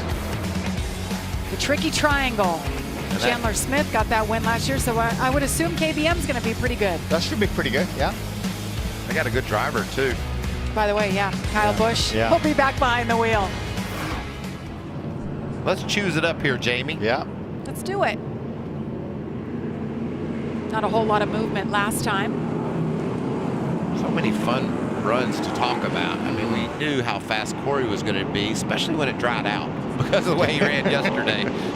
And he's proven to be the class of the field, but right on his heels, nipping at him. Several fast trucks. But how about the 2 ThorSport trucks that we had battling up for the lead for most of this race? The 99 of Ben Rhodes, the 98 of Majeski. No longer in contention, but there's their ThorSport teammate, Matt Crafton. Yeah, he was the only guy on wet tires and had to give up that track position, and now he's getting it back here, top 10. Looks like he's been running over to Eldora in this part of the country. You know, Matt Crafton's never won on a road course before. Let's Doing a heck of a job today as we go green once again. Finished second once, but it's been 100 years ago. Corey Heim, Zane Smith, Christian Eckes, great job, and Stuart Friesen from the back to the front. Friesen going to make it 3 wide. He's thinking about it. I think he was blocking as much as he was thinking about diving in there, and that's what you got to do. You lose a little bit of momentum, these other guys are going to jump on you. They'll pounce on it right away.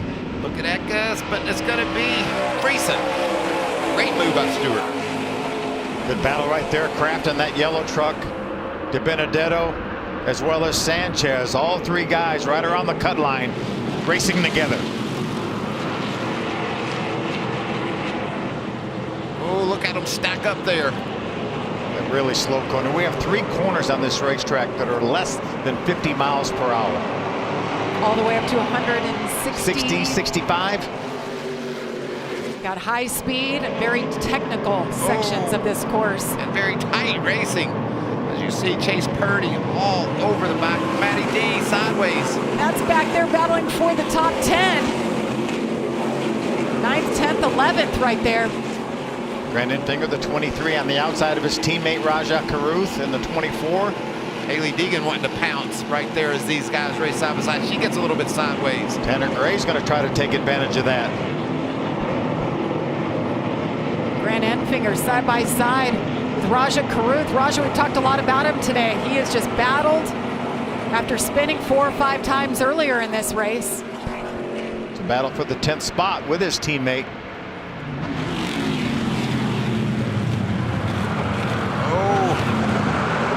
Trying to squeeze in there. Oh no, Brett Holmes is stuck in the beach. Not again. He's stuck for sure. The caution will fly. Yep, same place that we saw the 51 get stuck. Right by the choose area. You see the choose cone up there, top right of your screen. And the sign that tells you choose. Yes. Well, on an oval, your spotter's right there and can see the choose and can help you with that. And here, not everybody has another spotter. Yeah. I was talking to one of the teams that actually has a spotter just in this area for the choose area. Have you seen him spin yet? No. Well, maybe that's a good move. Yeah, exactly. There's the spotters, or There they some are. of them. Some They're of them, scattered yeah. everywhere. Yeah, that's over by China Beach. Guess if you're an aspiring spotter, this is a good place to call up the team and say, hey, I volunteer. Because all the professional guys that do it every Sunday are down in Atlanta, so a little bit different for these. There's a few of those guys there that aren't doing the Saturday race. They'll actually fly home tonight and then fly to Atlanta in the morning for the Cup race tomorrow. It's a busy couple of days for those spotters. I mean, Coleman Presley's here, Josh Williams, Zane Smith spotter, Ryan Blaney's normal spotter are here. And a great golfer, too. Josh Williams is pretty good, yeah. Yeah, I'm not. Me either. Me and Phil are we're the worst avid golfers you ever met, and we're proud to admit it. We love it, and it's just not very good. This has been quite the day for Matt Crafton. I don't think those positions really tell the story, because he was up in the top 10 and then back to the outside the top 20 and just back and forth. Then the strategy really didn't play out the way they thought it would, but yet he's battled his way back inside the top 10. Jamie, what's J-Rod, his crew chief, thinking right now? Well, if you look back at just that last restart that we had, Matt Crafton was down in 8th. Now he's moved himself up to 6th, what has put him in the 10th position in terms of playoff points right now, 1 point ahead of Stuart Friesen. We're in the closing stages of this race. What do you say to Crafton to make sure everything stays calm and you get to that checkered flag? I actually just told him to be on defense a little bit here. You know he's racing up front with some good guys, but they're all blocking and being pretty aggressive. So we just need to have a good points day, come out here with a top 5 finish. Made something of nothing today, you guys. We'll see how it plans out. Well, and Jamie, every point counts as you look at as they run right now. Matt Crafton is out on the cutoff. He's in 10th by 1 point over Stuart Friesen, so they got to keep him calm. Somebody's going to get spun out. Somebody's going to get their feelings hurt. There's just no way around it. You see how tight things are here at this short track of a road course, and there's just too many opportunities to try to squeeze inside a guy, and that guy try to squeeze you off, and you just don't take it. That's why the trucks don't run Watkins Glen, but I used to say Watkins Glen was a super speedway of road courses. This is a short track of road courses. I'm waiting for Zane Smith to get up there and take the lead. We haven't seen it yet today. Up 26 spots since the start of the race, but Stuart Friesen gets the trophy for most positions gained from the start of the race, and that's 31. See, Will Rogers, the 02, is going to get the free pass. You see him going by our leader, who will go by the pace truck to catch up with the back of the field. And Carson Hocevar talked about the day he's had, probably one of the worst days that he's had this season, but he's still on the track. He was down 2 laps at one point, took the wave around, got the free pass. Now he's shown in the 26th spot.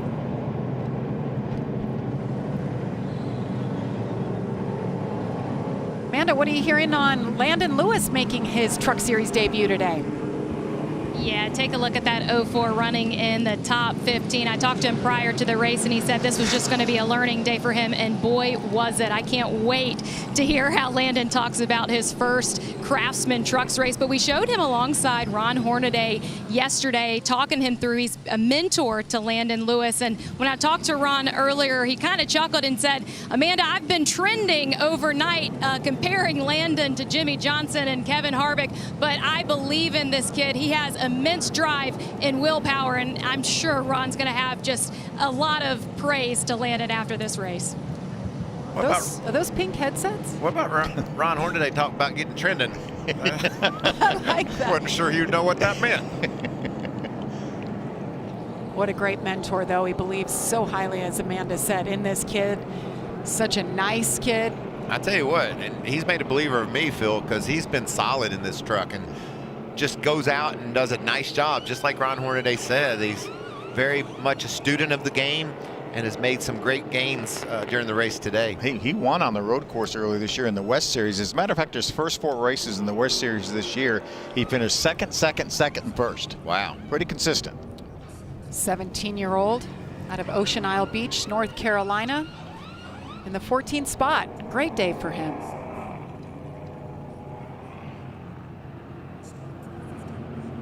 So 16 laps to go. Corey Heim has led 14 laps and continues to lead here with Zane Smith next to him, Christian Eckes, Stuart Friesen, Tyler Ankrum. What does he have for the boys in the closing laps? We know he knows how to get it done on a road course. We saw him do it yesterday. There's that number 16 truck. Just thinking, how can I get past 4 more trucks and do just what I did yesterday? There he is earlier in the race, taking the lead from the 15, and then just runs off the racetrack on a restart in turn 1. He said he thought he'd given it up. Then he goes here to grab the lead back from Dean Thompson. And then drove away. Drove off to victory. You see the margin of victory there. Great run by Tyler Ankrum. Big key there when he got in the sand trap, drove right through it. There's that pup. That's his sister's pup. Those are the best kind of victory lane pictures. He's pup sitting. It's pup sitting. And he's at the racetrack. That's pretty cool. Could he go back to back? Well, it'd be big for his season. You know, it's been an up and down season, but in this format, you win and you're in. That's right. And Phil has done a great job of tracking, as we love to do here at Fox NASCAR, that bubble battle. And, you know, there's 4 or 5 guys that are just right there, but Ankrum has the speed to jump up and win a race. And all of a sudden, some guy that thinks maybe he's just going to point his way in, it's not going to happen now. They're choosing. It's Corey Heim, Zane Smith on the front row. This ought to be a good battle.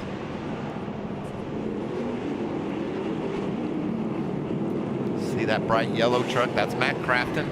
Been a great day for Matt. He's lined up on row 3.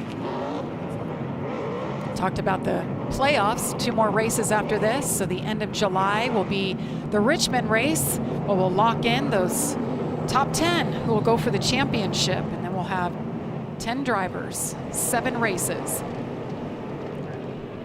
Here we go again. 11 truck of Corey Heim's been tough to beat. Started the race on the pole. He leads him here as we go green.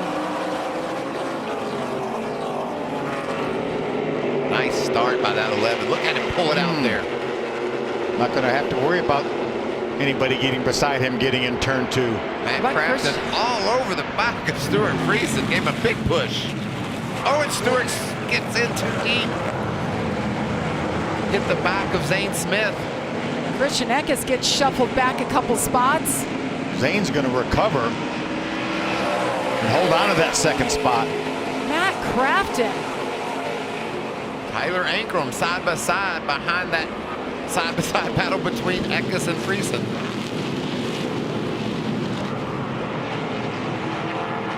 Stuart Friesen trying to hold off the 88 of Matt Crafton. Look at Ankrum squeezing in there. Ankrum right there in the 16. Nick Sanchez is there. Nick Sanchez, the rookie, had a streak of a few races where he wasn't finishing races. And Danny Stockman, his crew chief, said you just need to finish. Back it down in order to finish these races, and he's done that. He's finished in the top 10 the last 3 straight races.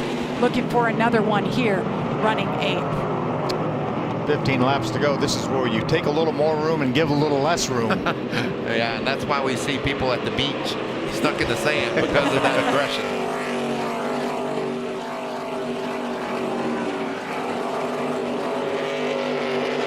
Big advantage yesterday in qualifying for that 11 truck, and when the race started under wet conditions, we didn't see this kind of speed, but ever since we went to slicks and the track's dried out, he's been the class of the field again. How about 3 wide? Grant Enfinger, the 23 to the inside, makes it work. Beautiful orange JBL Toyota right there. That's Tanner Gray. He was down a lap at one point, drove all the way through the beach at one point, and now he just found himself in the 10th spot. On the outside there of that side-by-side battle on the top of the screen, that's Connor Daly. He's making some progress here late. Jamie.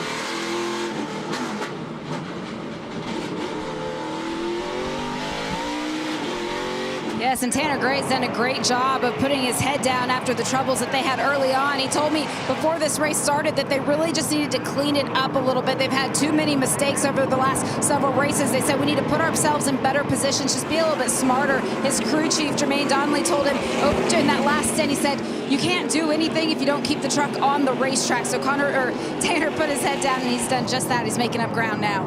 What about making up ground, Phil? Ben Rhodes right on the tailgate of Gray. He's got a really fast 99 truck. We've seen that all day. Had that run in with his teammate, but look how much faster he is than Gray right there as he tries to get to the inside. Trying to grab that 10th spot. Move him up another position. Ben Rhodes, he's led the most laps today, 19, and he slipped back, I believe, to 22nd. And as you just mentioned, making hay now, back trying to get in that 10th spot. He's trying to pick up 9th spot now. We know how good that truck is and has been, and he's showing it right now. Rajah trying to squeeze a spot away from Gray. Teammate Grant Enfinger for Rajah right behind him at 23. Haley Deegan, I've talked about her a few times today. She's just got a lot of speed, trying to crack the top 10. Been really close to it all day long. 10th here last year, right? Yes. Best road course finish ever for a female in the series. You know, that's fun when you got a little bit of gap like that, Phil. Connor Daly's 10-12 truck links. Oh, she cops her, and out goes the Gray truck. Rajah Caruth gets into the 15. Can he drive through the sand again? Boy, he's trying. If he can keep it moving. I got to say, I'm so much pulling for him. He's doing a nice job of keeping the wheels straight. He's going to do it. He's going to do it again. How does he do that? Yes, he was a drag racer. Yeah, nobody better off the line than Tanner Gray. Well done. Now if he can just He's hit the taking brakes some of it with him. and get all that gravel off his nose, or he'll have to come to pit road. Should fall off, right, Phil? Yeah, a lot of it's falling off right now. You can see it. There's a little bit of you can see a little bit of an opening there for air. Did he get squeezed? He got squeezed completely off the track right here. Look at Rajah. Rajah actually took his line completely away. Caution is out. Oh, man. I'm having fun watching this green flag racing. Ooh. The 0-2, Will Rogers off the course. The 22 back in the field for the first time this season. That's Austin Self. We heard on that last caution flag that the 22 was penalized for speeding. We saw him battling up in and around the top 10 earlier in the race, but had to restart towards the tail of the field on this last restart after the last caution. And unfortunately, somehow he and Will Rogers have gotten together with a 0-2. That's off to the track crew. They've been busy. They've been busy the last 2 days for sure. He's been busy too. Maybe a break for Gray. Come in, get that grill cleaned off. Yeah, absolutely. Yeah, for sure, because he's just about falling to the back of the lead lap truck, so nothing to lose for Tanner to come to pit road.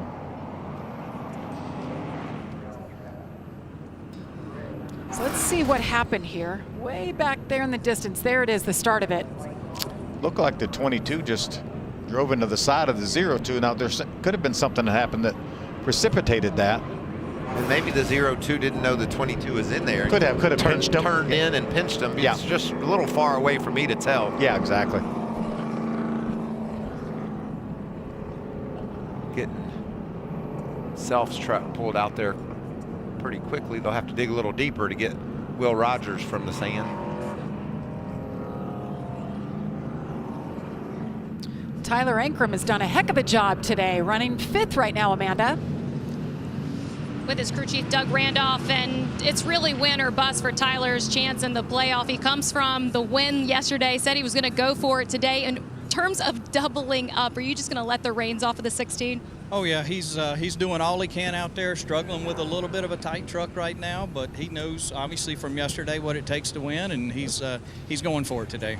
Jamie? For Zane Smith, he started this race off in that 28th position with that transmission issue yesterday. Chris Lawson, the crew chief, you guys have been working on it all day. He's been able to drive all the way up into 2nd, but he's not happy right now. What do you guys have for Corey Heim in that number 11? I honestly don't think enough. So it's just going to be on Zane if he can dig down deep and make it happen right here. Maybe a good restart, Corey makes a mistake or something. I think that's going to be about that, all we got for him. It's going to be all up to Zane, he said, but remember that smile on Zane's face. He loves road racing, Jamie. That's right, Jamie. We talked about it. He grew up road course racing, and when he knows that this one was coming up, he's been smiling all week. We'll see what he can do with it. Well, Corey Heim, Zane Smith are leading. I'm hungry. It's been a long day. Let's run out and get us some burgers. We'll be back from Mid-Ohio.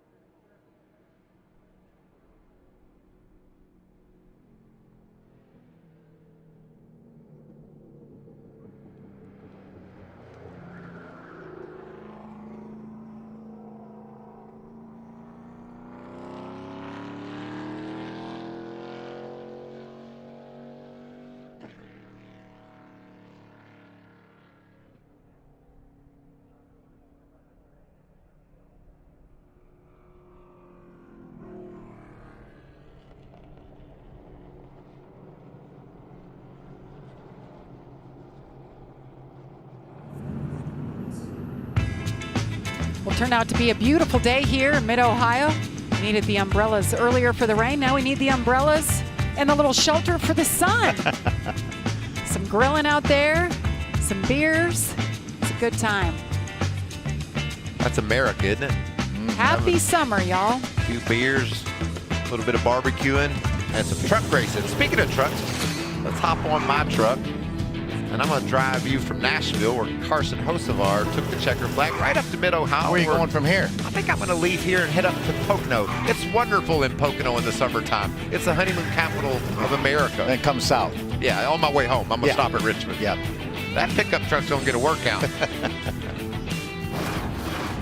Pocono and their heart-shaped jacuzzis, right? Yeah, we're inside of 10 laps to go here.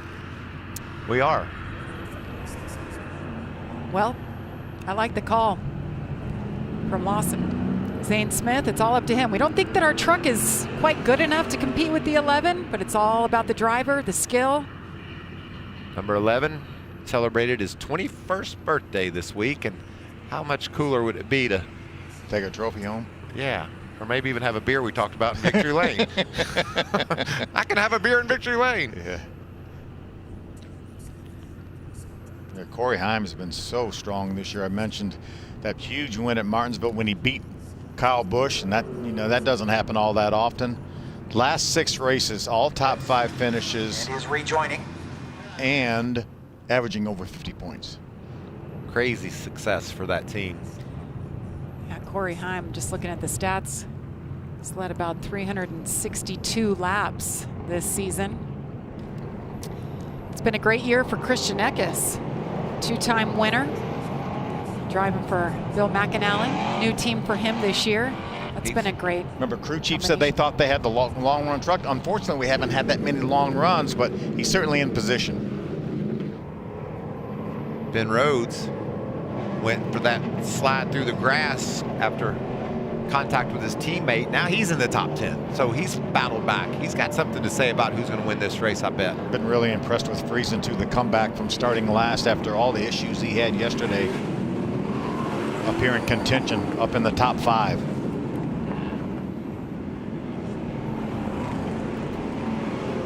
Curious to see if Raja Caruth, shown 11th right now, can solidify a top 10 today. He sure deserves it after all the effort he's put into this day. Matt Crafton, remember, Matt Crafton gave up track position, last guy to come and put the dry tires on, and he finds himself back up here in the top 6.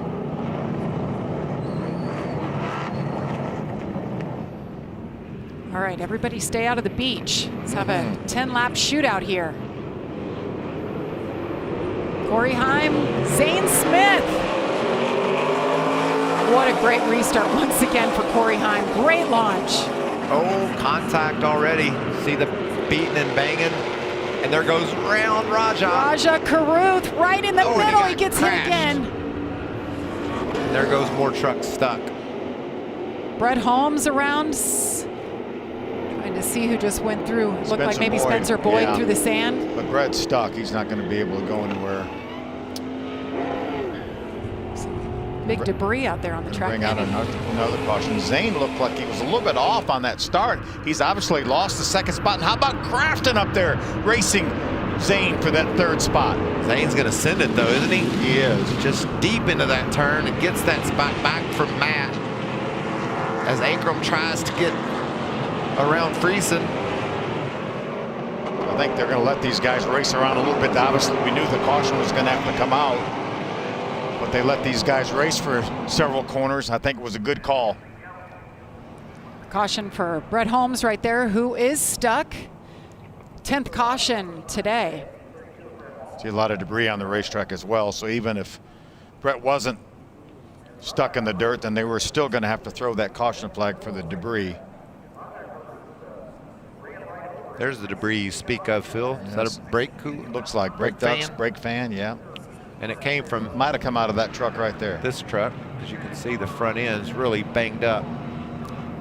Let's take a look at the restart. Kind of starts when they bunch up, Phil. Yeah. You can see up front, as they get into the corner, everybody gets together. Yeah, 3 wide. Yeah, that was... Haley Deegan made it 3 wide. She made contact with the truck in the middle, and then that truck made contact with Raja and turned him around. See the black truck poking out on the right side of your screen. I believe it was maybe Taylor Gray that she might have made contact with and forced him in. I think some big contact for Dean Thompson too. I believe that's who hit Raja.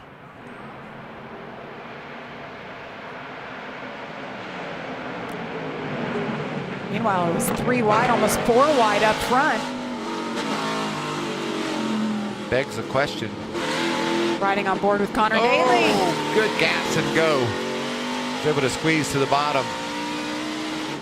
When somebody spins in the middle of the field like that, you just have to ask yourself, where was Daniel Dye? you have to think he was somewhere, and there's that damage I saw from Dean Thompson's truck.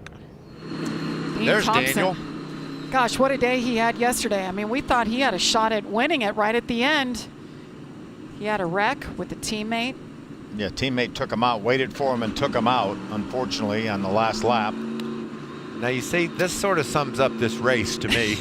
A little bit of dirt, a broken lens. The only thing we need is some water to wash it off with, and we would have everything covered. But again, as expected, Daniel Dye drove right through that mess, and he's made his way back up inside the top 20. It's been a tough day for the kid out of DeLand, Florida, but at least he's still rolling. Unfortunately for Dean Thompson, it's over. Yeah, tough break.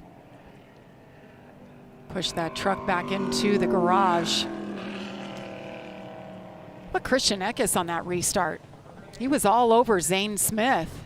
Got the spot, so he's shown in second place. Amanda, what is Connor Daly's crew chief thinking? With the two-time Truck Series champion Mike Hillman Jr. on the call for Connor Daly here this weekend, and said that you were still struggling with some of that power steering issue. Just working with Connor through this issues, how is that relationship built? Oh, it's going good. He's done a heck of a job all day, battling through the steering issues, and been to the back once, started in the back, so we've passed a lot of trucks, and we're trying to get back up here in the top 15 and see what the end gives us. Connor told me ahead of this weekend that this truck ride was confirmed kind of after the 500. Is there further plans for Connor?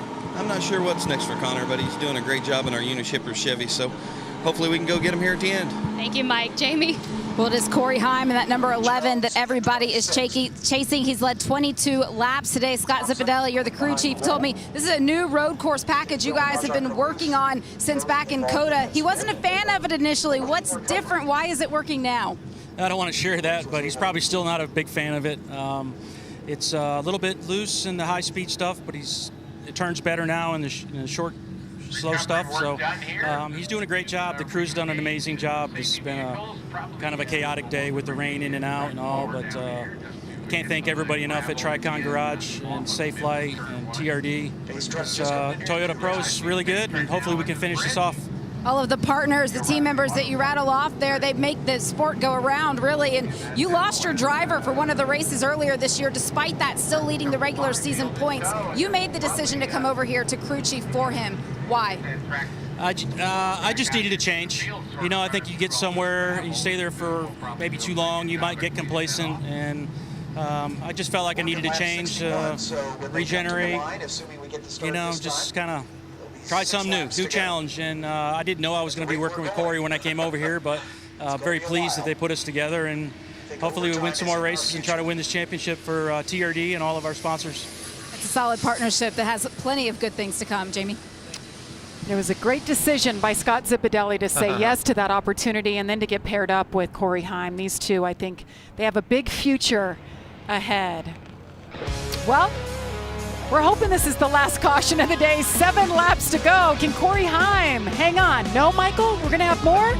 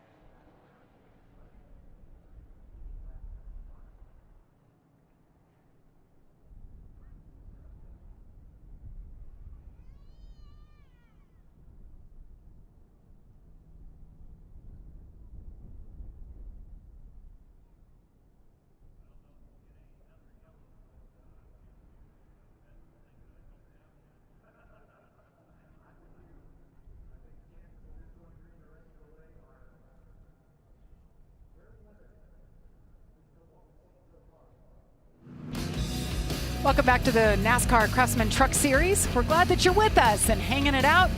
It's been a long one, but there's been a lot of eventful moments. A lot of action, a lot of side-by-side racing too, and now we're getting down to the nitty-gritty, and these guys aren't giving anymore. It's all take.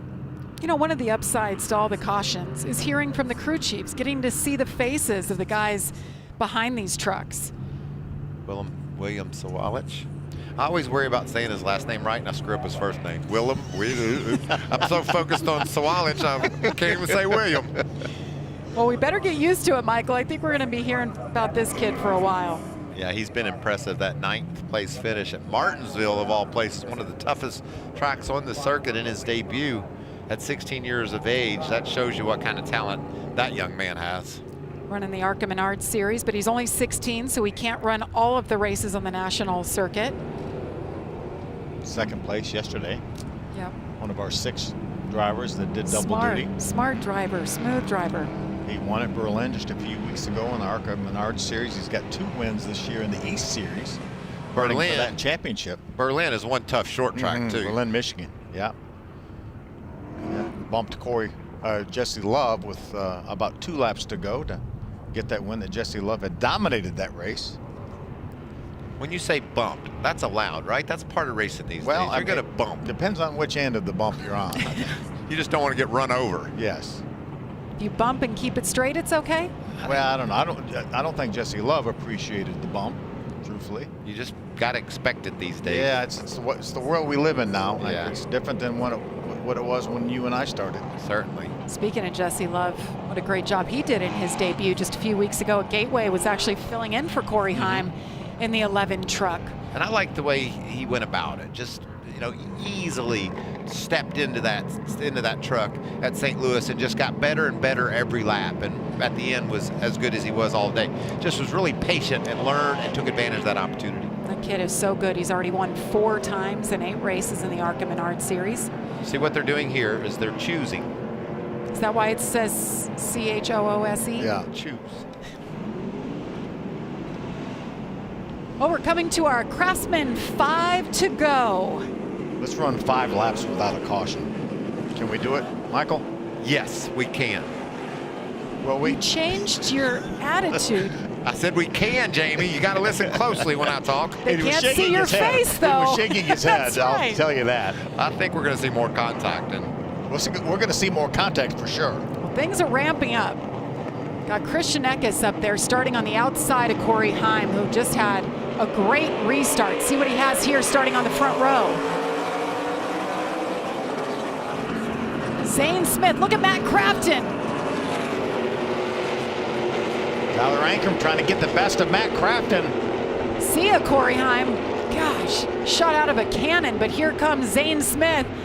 He said they didn't think they had a truck good enough to hang with the 11. It's all going to be on their driver.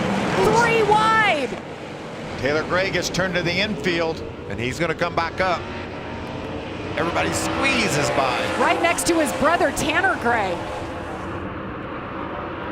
Great battle here going down to the China Beach. There's 3 wide, almost 4 wide for a moment for 4th. Zane on the outside. Look who's coming on the back there in that candy apple red 99. That's Ben Rhodes. Look at the dives. I don't think he's motivated after leading so much of this race.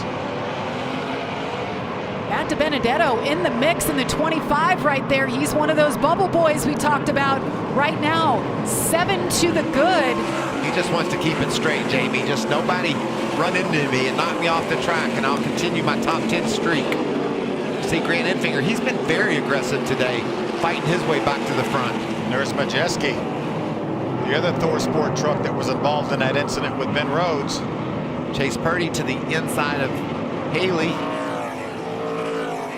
And they'll race off turn 13 side by side. Rhodes around Ankrum, another spot toward the front. Ben Rhodes up to the 7th spot. We can run one more lap, Phil. We can sort it out and finish this thing under green, but man, it's so tight right now. Sanchez moves to the inside of Ankrum. Majeski right behind him. Majeski getting by the 23 of Enfinger. Now Enfinger's going to fight back. Jake Garcia squeezing in there.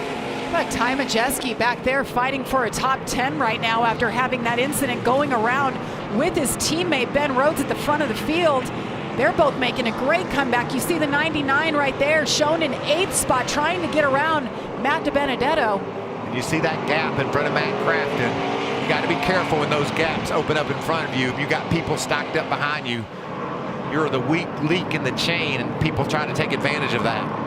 Kraft can just drive away from DiBenedetto. I think right now Matt has to worry about that 99 of Ben Rhodes. We've talked all day about how fast he is. There's the gap right there from your leader, Corey Heim. Zane Smith just over a second behind him. Tell you what, seeing them trucks bouncing around those curves and coming up off those tight turns, that's fun to watch. Typico, and that's fun to say. Majeski up into the top 10 in that 98 truck. Crafton with a bit of a gap back to Benedetto as he tries to block Rhodes. And there's going to be a bump. And Rhodes is there side by side with DiBenedetto. That is for the 6th spot. Nick Sanchez trying to come along.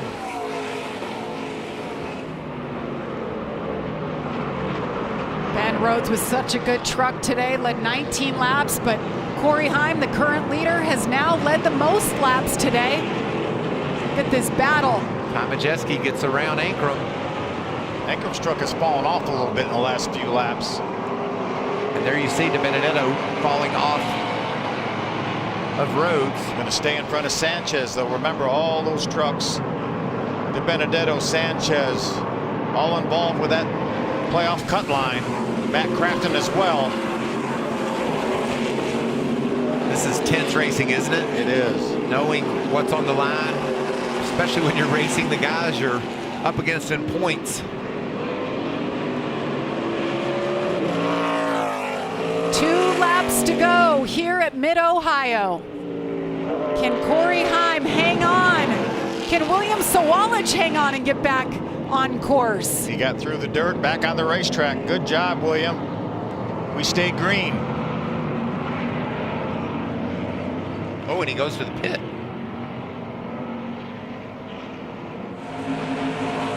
Last couple of laps. The 38 truck has matched the pace of our leader, Corey Heim. Corey could just be looking at the gap and managing it. You certainly don't want to take too many chances. Here's what happened to the one. William Sawalich just just way too hard into the corner. Just overshot it. Overshot the sand. Well, that's a good thing. Yes, we stay green. We stay green, and we're going to see this thing settled. Corey Heim just wants to get to that start-finish line. One more time. One more time before the caution comes out. He gets there and takes the white flag. That means the next flag will end it. This was the position that the 38 was in last year at this race, but he was able to close that gap, and he and Parker Kligerman just battled it out.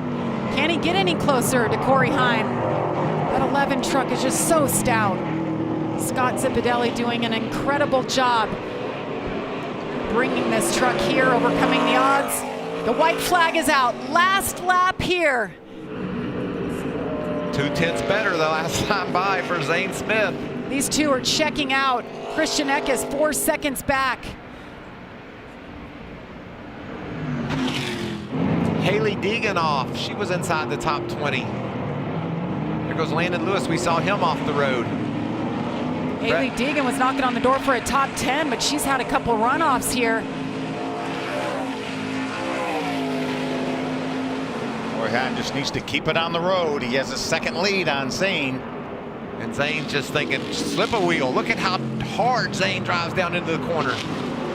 Everything that these truckers have gone through today, getting on an absolutely drenched racetrack, everybody's spinning out, going through the beach. Look at how perfect that 11 truck is. Doesn't look like it has a scratch on it. Has just done a perfect job today. Corey Heim leading his 30th lap today. Oh, man, you can just taste it when you get that close, can't you, Phil? You just said, please slide your tires off once, and I'll be there.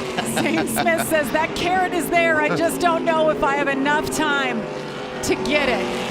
Still going to be 5 in a row top 2 finishes for Zane on road courses.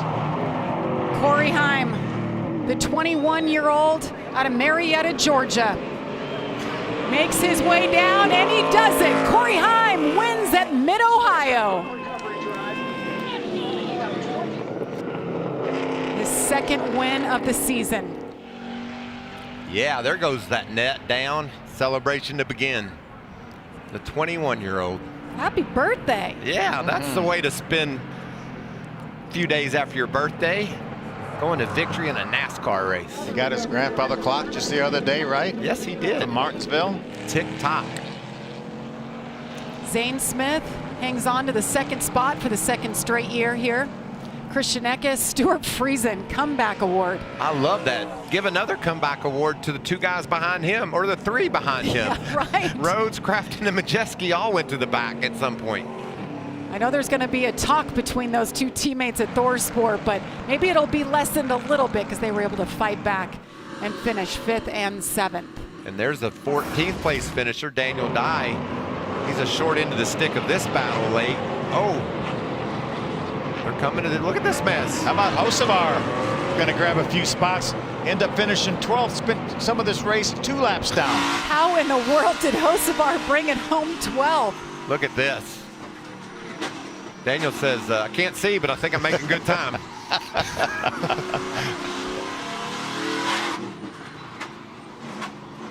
Daniel Dye shown as 14th. And he had an adventurous race as well.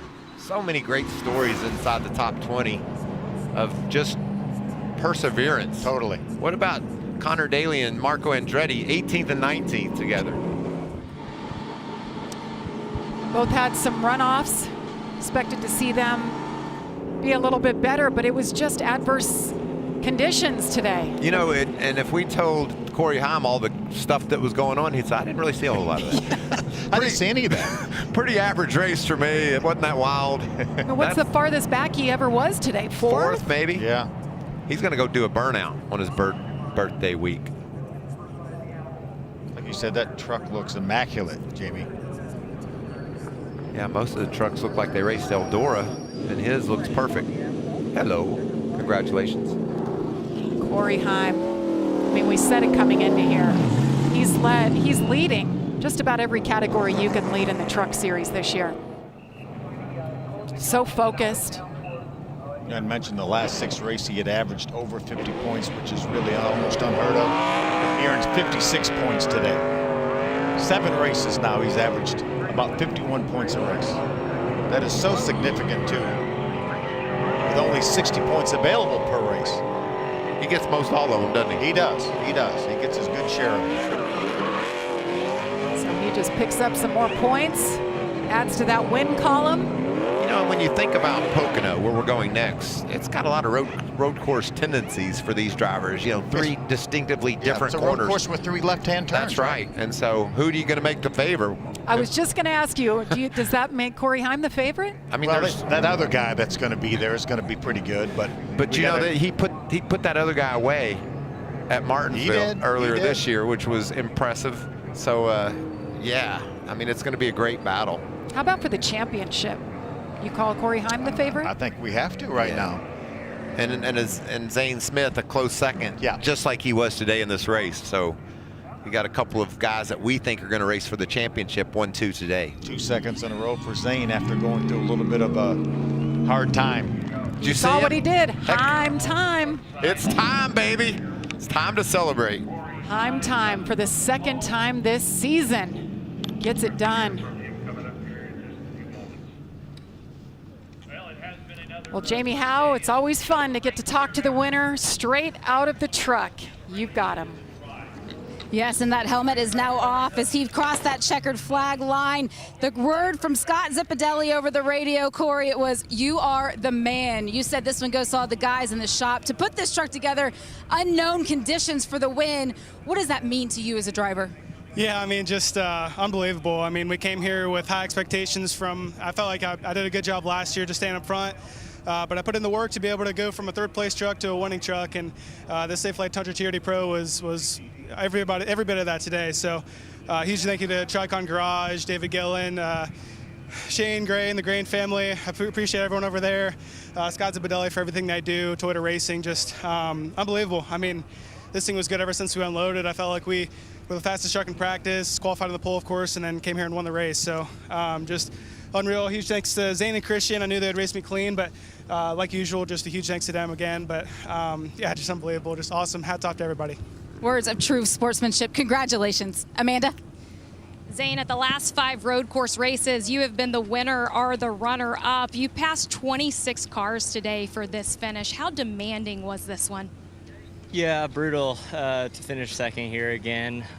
Such a fun road course. In our typical sportsbook, Ford was pretty good, just lacked turn, especially on the right-handers all day long, and struggled in first gear again. So some things to improve on, but just felt like we need a little bit more, and I don't know how much our damage here was slowing us down, but those things happen. You have to start in the back. So frustrating to finish second again, but like you said, our road course program has been outstanding. So a good points day for us, and happy to have our season back on track. We'll see you at Pocono. Thanks. Jamie? Well, Zane Smith, that's now 5 straight top 2 finishes on road courses. So